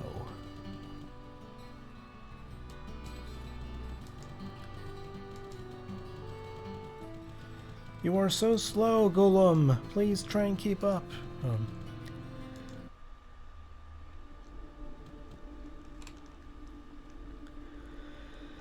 Most of this stuff, I guess I'll pick up the hard leather armor. Maybe it might sell for something, but not really counting on it. Again, Book of Flash, don't really care about.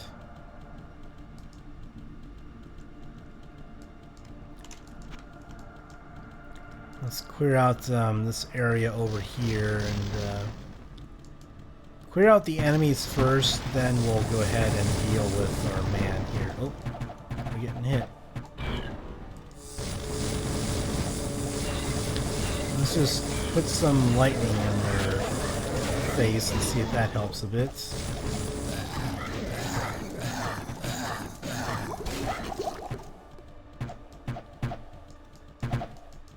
Did help a little bit, but didn't get them all.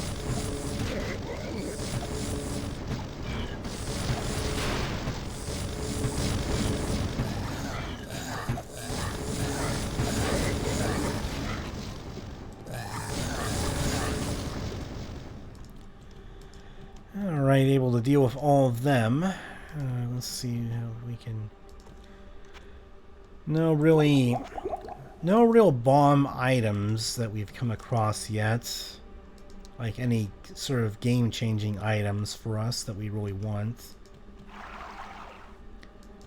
I guess that's like I guess that kind of restores your mana and health, I guess. Might be what it does.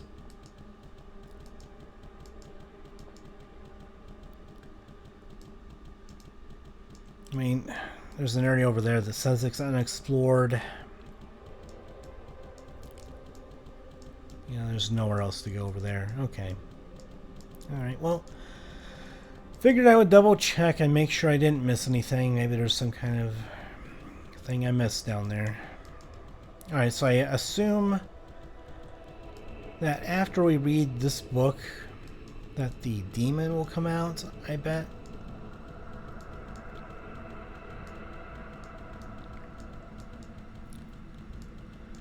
Nothing else over there except for a teleporter. Oh, excuse me.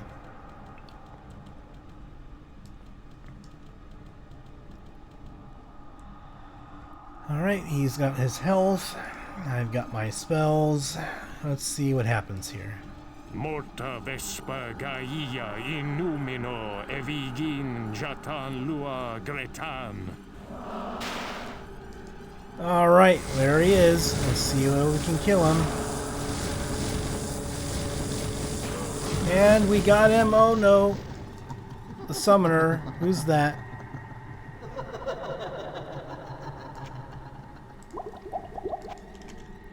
Alright. Well, I know that the, there is... I mean, minor spoilers, but it's not really a story spoiler. It's not really a story spoiler, necessarily, but... I do remember there being an enemy called the Summoner in the second game. I don't know if he's here to kill us or what. He's here to kill us.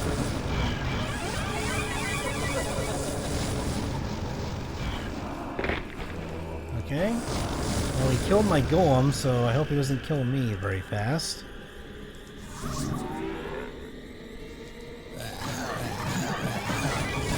don't know if there's summoning enemies here or what.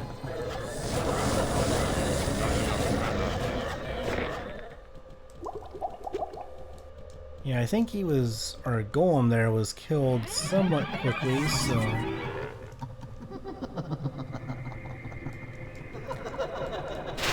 Oh, ow, that kind of hurts. I cannot get there from here. Oh, I can't get over there. Okay. Let's go in here and lick our wounds a bit.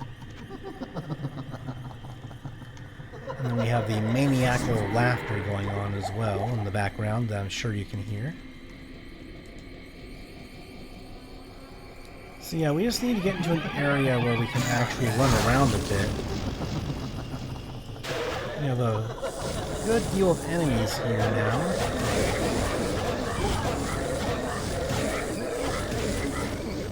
I cannot get there. Yeah, so he's killing my golem pretty quickly there. I don't know if that's like an ability that he has, or...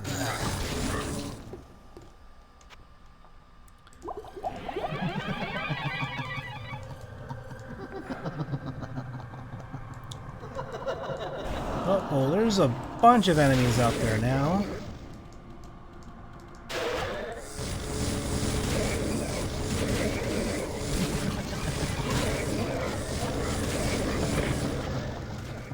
I don't know where all these enemies are coming from. I don't know if there's like an enemy generator somewhere that's healing all that.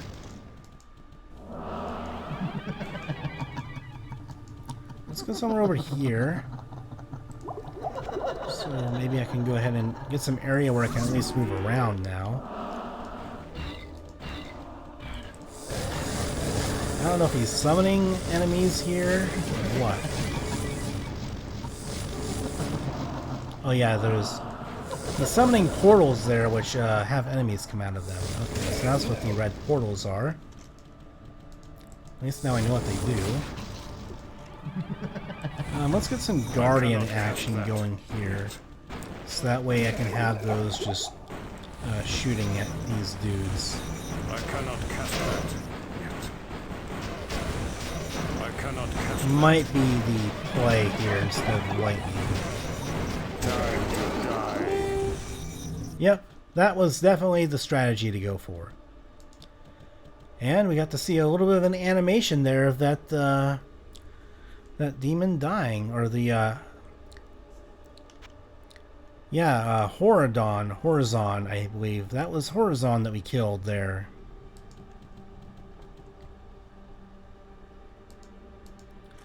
And we actually got what appears to be some actual good items this time.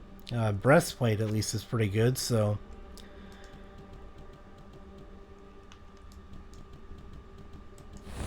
I cannot cast that yet. So let's just go ahead and do some of this. And do a little bit of that.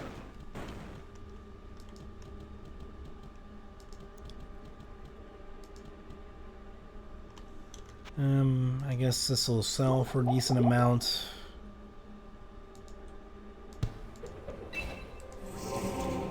Might as well read that since it's a semi-decent spell that I just haven't found a use for yet. See, at first I was kind of curious what those red portals were for, if it led to another area, but I guess what they were actually doing is that the Horazon there was summoning red portals, and then the portals would have enemies come out of them and kind of flood out. So it's kind of like a summoning type spell that he was using. which I didn't pick up on right away, and then it wasn't until I just saw them coming, and then I saw them coming as the portal appeared elsewhere. So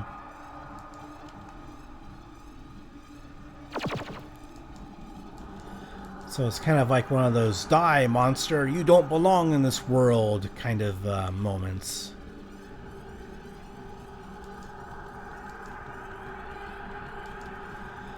But yeah, for a quest that was cut from the original game, it seems pretty extensive to me.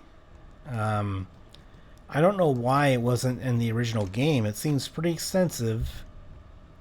I guess technically I haven't found the black mushrooms yet, so we'll still have to try and find those somewhere. Probably on the first cavern level. Maybe I just missed it somewhere. Alright, now we gotta go back to the caverns, I guess, and we gotta go ahead and we've gotta go and fight the smith, find the black mushrooms or whatever, so there's the waypoint that I've been looking for. Alright, so let's head back to town here, and then we're going to go to the caverns again. We are getting a bit late in the recording. I've been recording for a little while. Let me check. Yeah, I've been recording for I think a little bit over 2 hours now, so I'll need to get to the smith fairly quickly. What ails you, my friend? So that way I don't have it be an extraordinarily long episode, but you know me. Hello, my friend. I record long episodes. Stay a while episodes. and listen. Order a wrap. Agonara's hatchet. Soul call. Oh, they sound interesting. Sorry. And this one even has a different skin color on it. It's purple instead of red. So gives us magic. Okay, so it is something that a sorcerer can use.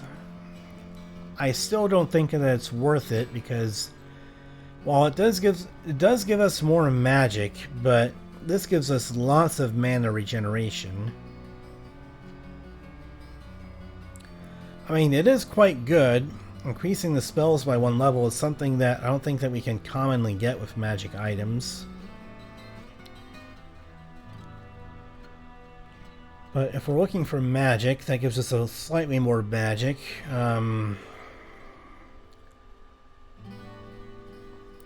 I don't know if magic hit damage is for melee attacks or when you hit with spells or with any attack. I don't know. Resist magic would max that out right away. I don't know, I could definitely consider it. I mean, it's definitely a powerful item, but I don't know if it's just more powerful than mana regeneration is.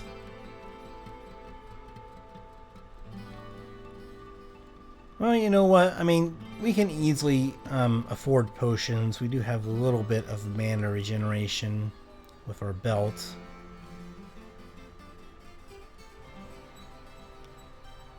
You know what? Spells are increased 1 level. That's level 9 for Frost Shard. Level 10. Okay, so I don't know, we can give it a try and see how this works out.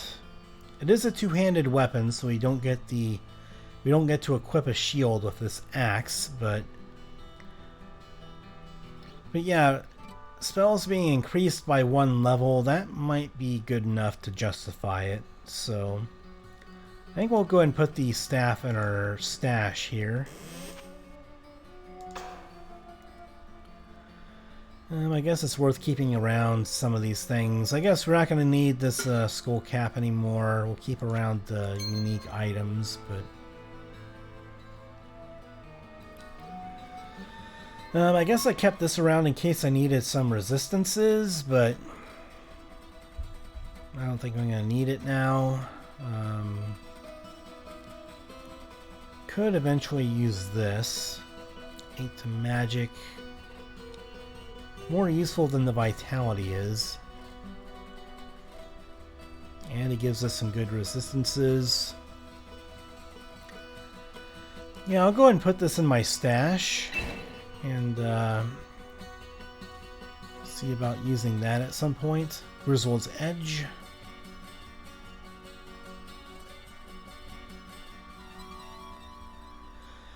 Yeah, it's also a unique item. Let's just go and put them over here.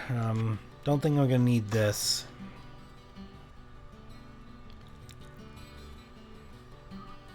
Could definitely consider using this once I have the strength for it when I gain another level, so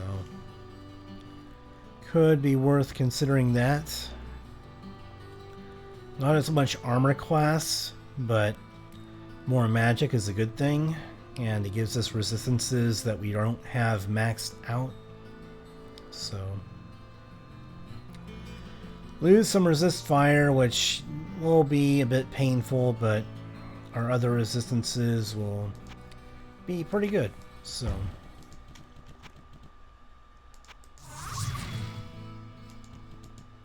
Whoa, what can I do for you? Alright, let's get rid of these. Nothing here worth writing home about.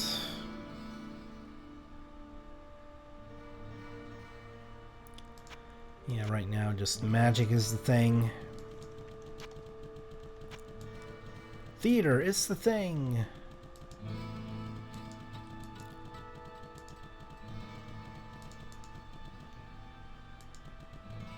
I sense a soul in search of answers. I mean, I could put that in my stash and save it for when I might need it, but I mean, honestly, I don't really think I'm going to be using that, so let's just get some money for it. We're not going to use that. And I don't think that we're going to ever use that. Especially since this thing gives us bonuses to magic anyway, so. Let's restore some potions.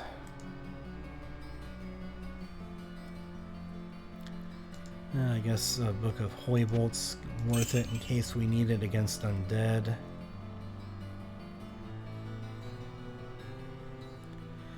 Sacrifice probably doesn't sound like something that I'm going to want.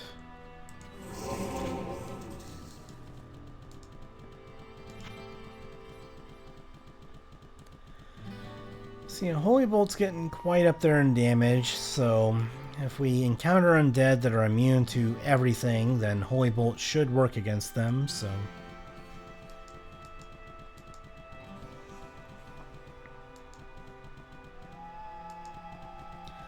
And now if we encounter enemies that are immune to everything, then our golem, I think, can at least kill them now. So that's really a double whammy. It's so good for us to have the golem there. Let's go level 10 in the caves. We already cleared out most of this area, so we'll see if we can go and find the mushrooms here. I'll go ahead and pause the recording here. Or it's not actually that far to go, I think, but yeah, because the recording will get kind of lengthy here. I'm gonna have to fight through some more enemies to get to level 9 and find the mushrooms for Adria.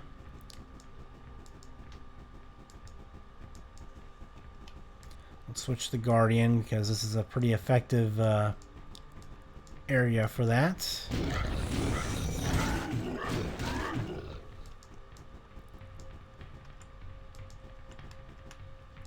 Oh, it's like gold over here.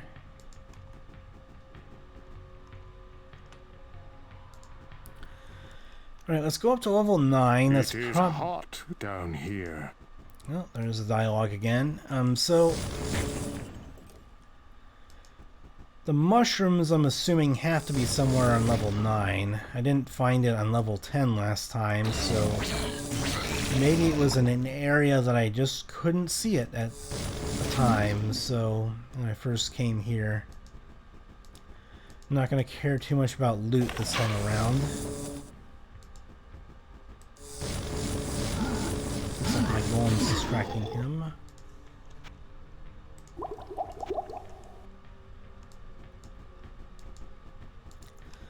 At this point, probably not going to bother too much with picking up things. Oh, I guess the Alt key also highlights things on the ground too. I didn't know that.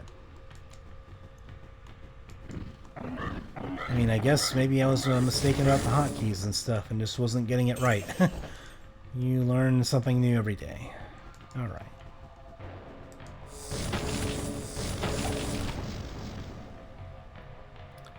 Well, there's a fungal tome.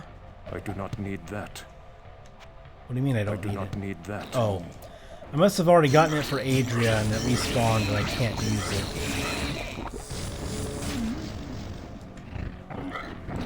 See, I think that's what starts the quest for Adria, then you take it to her. And then you have to go find the mushrooms.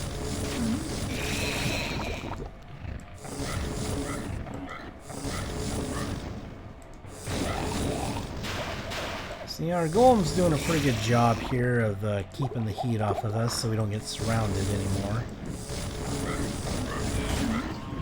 You can also do a good job of clogging choke points here. And it doesn't seem like my lightning hurts him either, so that's good.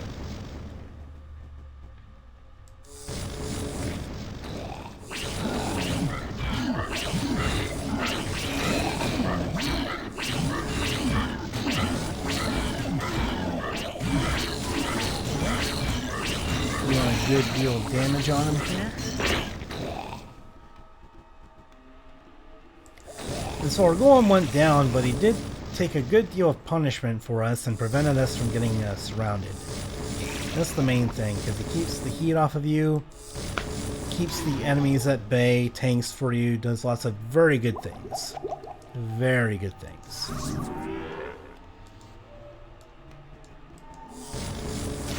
Now, it's not quite as effective as the summons that you get for Diablo 2 with some certain class abilities and spells and things like that, but it's the option that you have. And then the original game, it was one of your mainstay spells in the late game, so it's one of the only options that you had to try and avoid damage as much as you could, especially since Mana Shield would turn off when you ran out of mana and you would have to recast it again, which would be very, very bad for your health against enemies doing lots of damage. So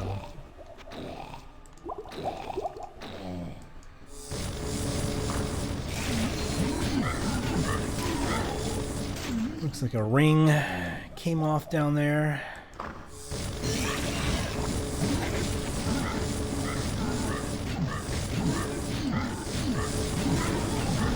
Mudman with full damage coming through.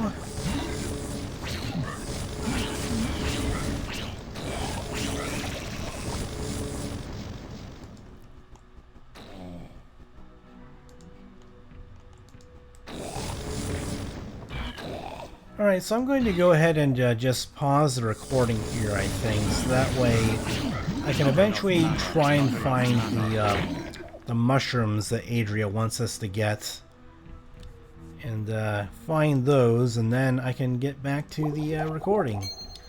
So I'll go ahead and pause things here and get things rolling, and I'll be back when I finally found the mushrooms. Alright, so after a good deal of searching, we finally found the mushroom patch. Hooray! Now that is a big mushroom. Indeed. Indeed it is, my good fellow. Alright, my good sorcerer fellow.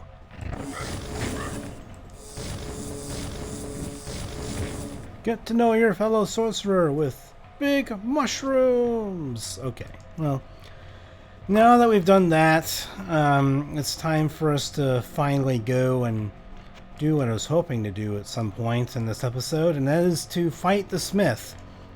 To cap off this long triathlon of like 3 hours episode, we are going to go ahead and see if I can kill the Smith and see how we do against him.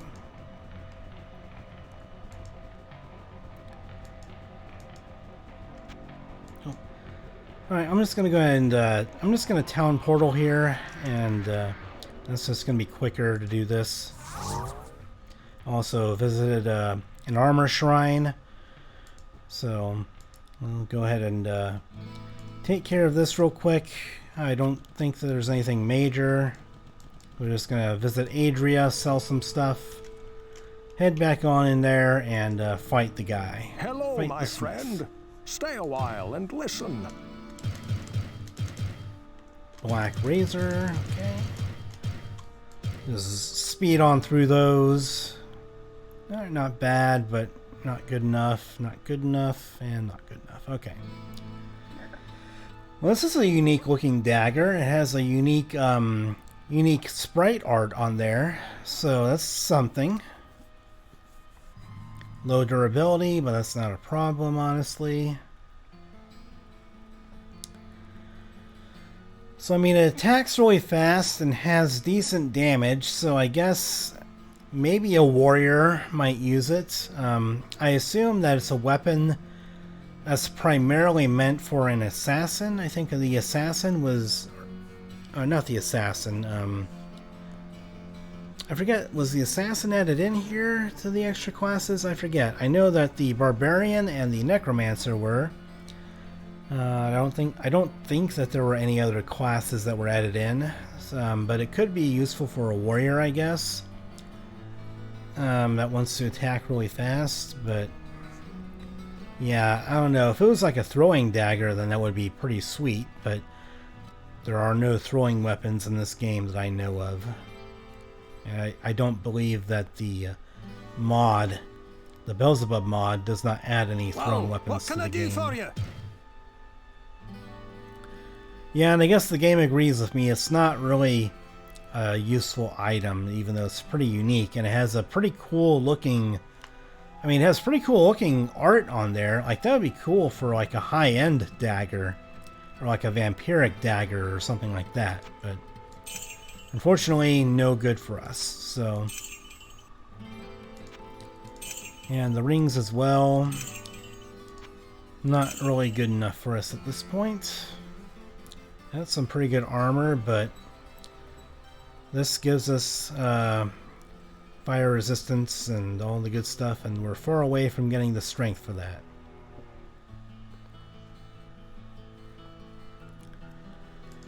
Alright, let's go ahead and sell that, and then we're gonna go ahead and turn in the mushroom as well to Adria and see what she thinks. Spent a long time trying to track down those mushrooms over the course of 1 or 2 episodes, so we'll see what she says. Yes, this will be perfect for a brew that I am creating. By the way, the healer is looking for the brain of some demon or another so he can treat those who have been afflicted by their poisonous venom. I believe that he intends to make an elixir from it. If you help him find what he needs, please see if you can get a sample of the elixir for me.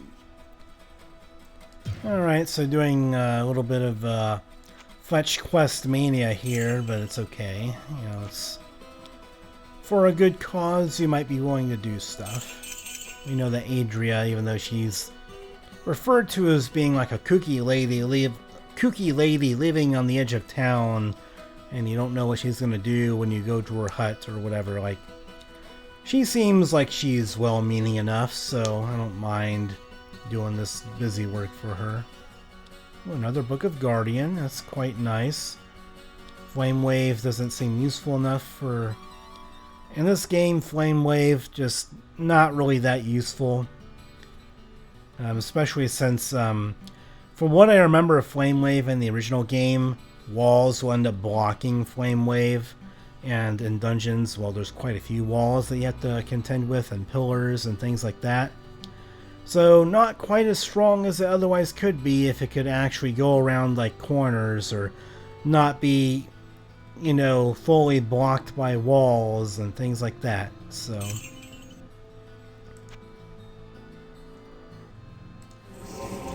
let's see how much Guardian improved this time. Yep, it's getting up there in damage, so pretty effective for being able to just get off a bunch of shots and then back away and hope that no one's able to follow you.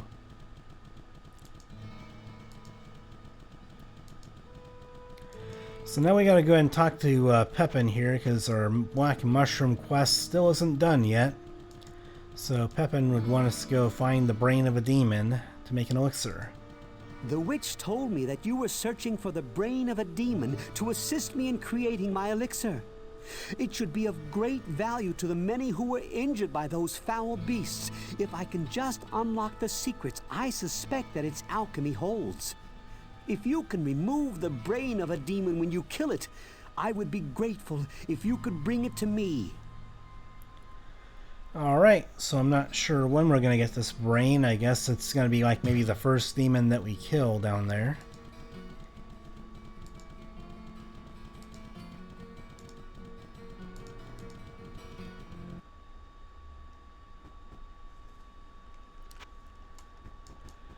Alright, now let's find our way down to the next level.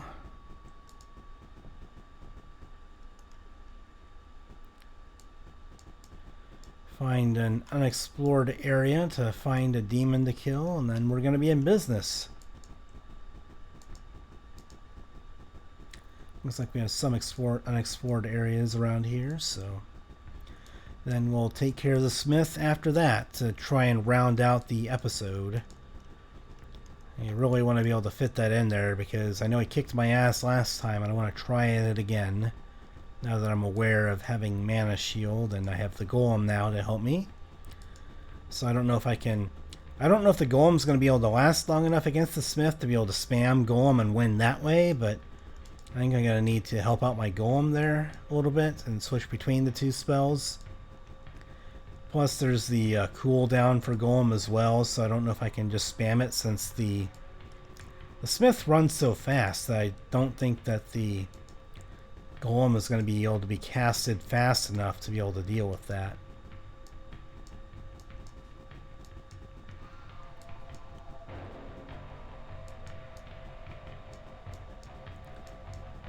So are there any unkilled demons down here?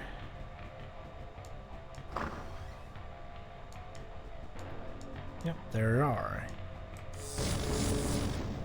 Looks like we have a couple of stragglers here from before.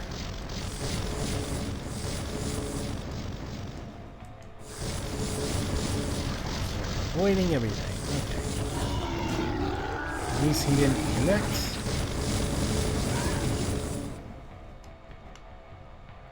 And there's the demon brain. Just what I was looking for.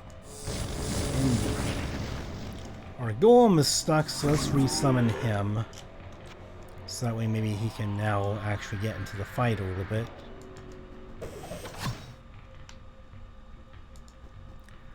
Maybe that staff might be worth something. Drop that, we don't need it.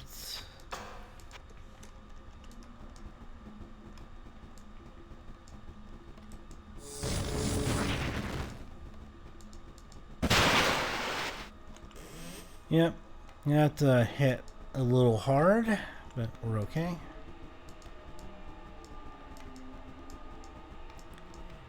And I guess we'll just explore the edge of the dungeon to show that we've explored all the way down here, so we don't have to do any backtracking. So that way we don't mistakenly believe, oh, we didn't explore down there yet. It saves us a bit of time. Redo that to make sure I can keep the duration. You feel more skillful.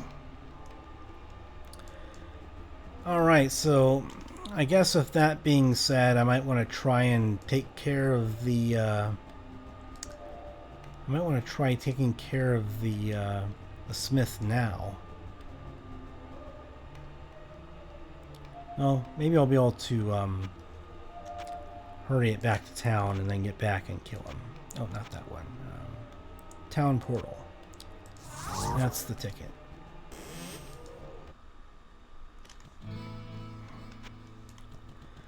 Let's get the demon brain, let's get the elixir, and then we'll take the elixir to Adria, and all will be well. Excellent! This is just what I had in mind. I was able to finish the elixir without this, but it can't hurt to have this to study. Would you please carry this to the witch? I believe that she is expecting it. Alright, excellent.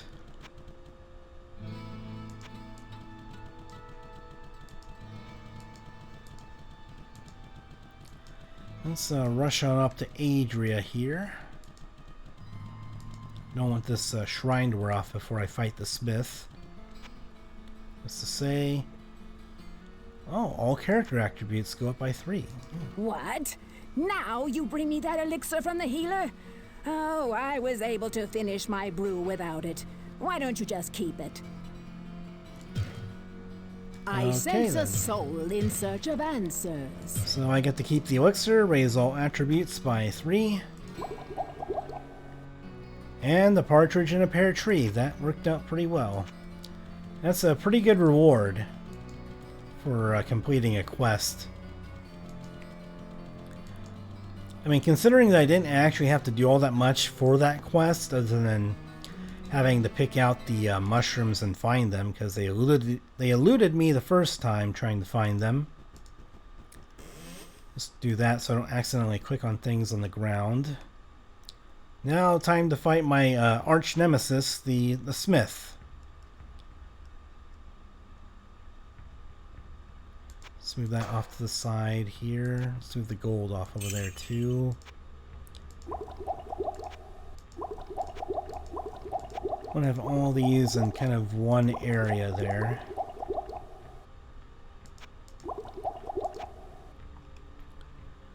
Alright, let's see if we can fight him. I shall crush you! Okay, well that's... the golem makes things much easier when you have him around, apparently. Because the last time we fought him, he kicked our ass severely. It was terrible. It was awful. He kicked our ass. And then this time around, much easier. I don't know, maybe the spell shrine did make things a bit easier by making our lightning like really strong here. Like, yeah, I guess we are pumping out quite a bit of damage with lightning that way, but... And then the golem, I imagine, is pretty tanky with those extra spell levels. Yeah, golem is definitely a game changer once you finally get that, so... I do not need that. Well, I guess I already took care of the Anvil of Fury. Unless the... oh, sorry. Griswold's Edge was the reward for the quest, and I guess I snagged it and snuck it away from the smith last time, even though I didn't defeat him. But I wanted to at least fight him and see if I could defeat him this time, and...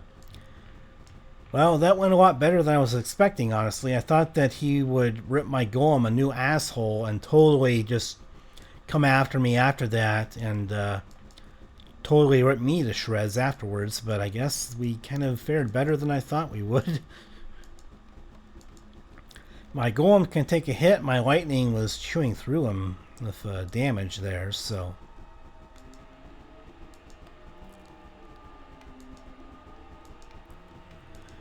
Alright, so that's going to be level 11. So, you know what? I'm going to go ahead and consider this a victory for this episode of the Let's Play. We were able to get quite a few things done. We finished the Black Mushroom quest. We were able to figure out the puzzle in the Catacombs area with Horazon. And we were able to take care of all of that, and then we were able to finally defeat the Smith, our arch nemesis, that totally destroyed us last time. So the Smith totally destroyed us last time, and we took care of him this time. So, oops.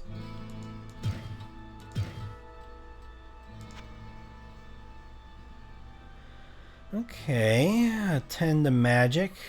Many resistances. You know what? I think it's actually worth it to put this on, because let's look at the resistances that we get from this.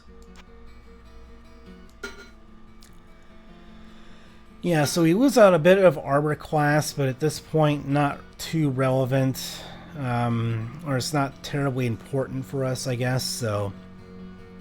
And we get more magic, so... All of these resistances are going to be great. Now we'll sell the elixir and sell all this other stuff. And then once I sell everything, I think I will... What can I do for you? I think after I sell everything, I will call it an episode. Alright. And nothing here that seems interesting. Nope. Well, I guess we can get our gear repaired in case that comes up. Alright, so I think this was pretty successful. We didn't die today, which is this late in the game kind of an accomplishment to not get yourself killed. We got ourselves killed a couple of times last session in some frustration. I sense a soul in search of answers. So that, we're not going to need that. Nothing here that seems all that tantalizing to try. Telekinesis, don't really care about that. Another Book of Lightning, never hurt. Don't know if I'm going to use Fireball. I'm probably sticking with Guardian for the most part, and Firebolt does reasonably good single target damage, so might just be off of the Fireball plan, at least for this character.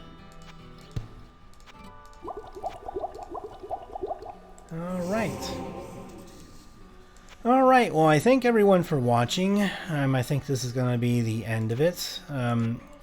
So certainly a very good episode. We did get some extra lore bits in there with the Horazon sort of area there in the sky, the mystic space in the middle of nowhere, but we did see some new enemy types that we hadn't encountered before. We saw a fire elemental thing that we had to fight as part of that Horazon encounter, and so we did get to see lots of enemies that even I don't think I've seen in Diablo 2 when I played it. So there's definitely lots of effort that went into this mod to add different enemy types and to add, again, more things that you have to learn about the game, more spells, more options generally that you get to work with spell casting, many more items, and just more content overall to the game, which makes it probably what it should have been at release. And if it were like this at release,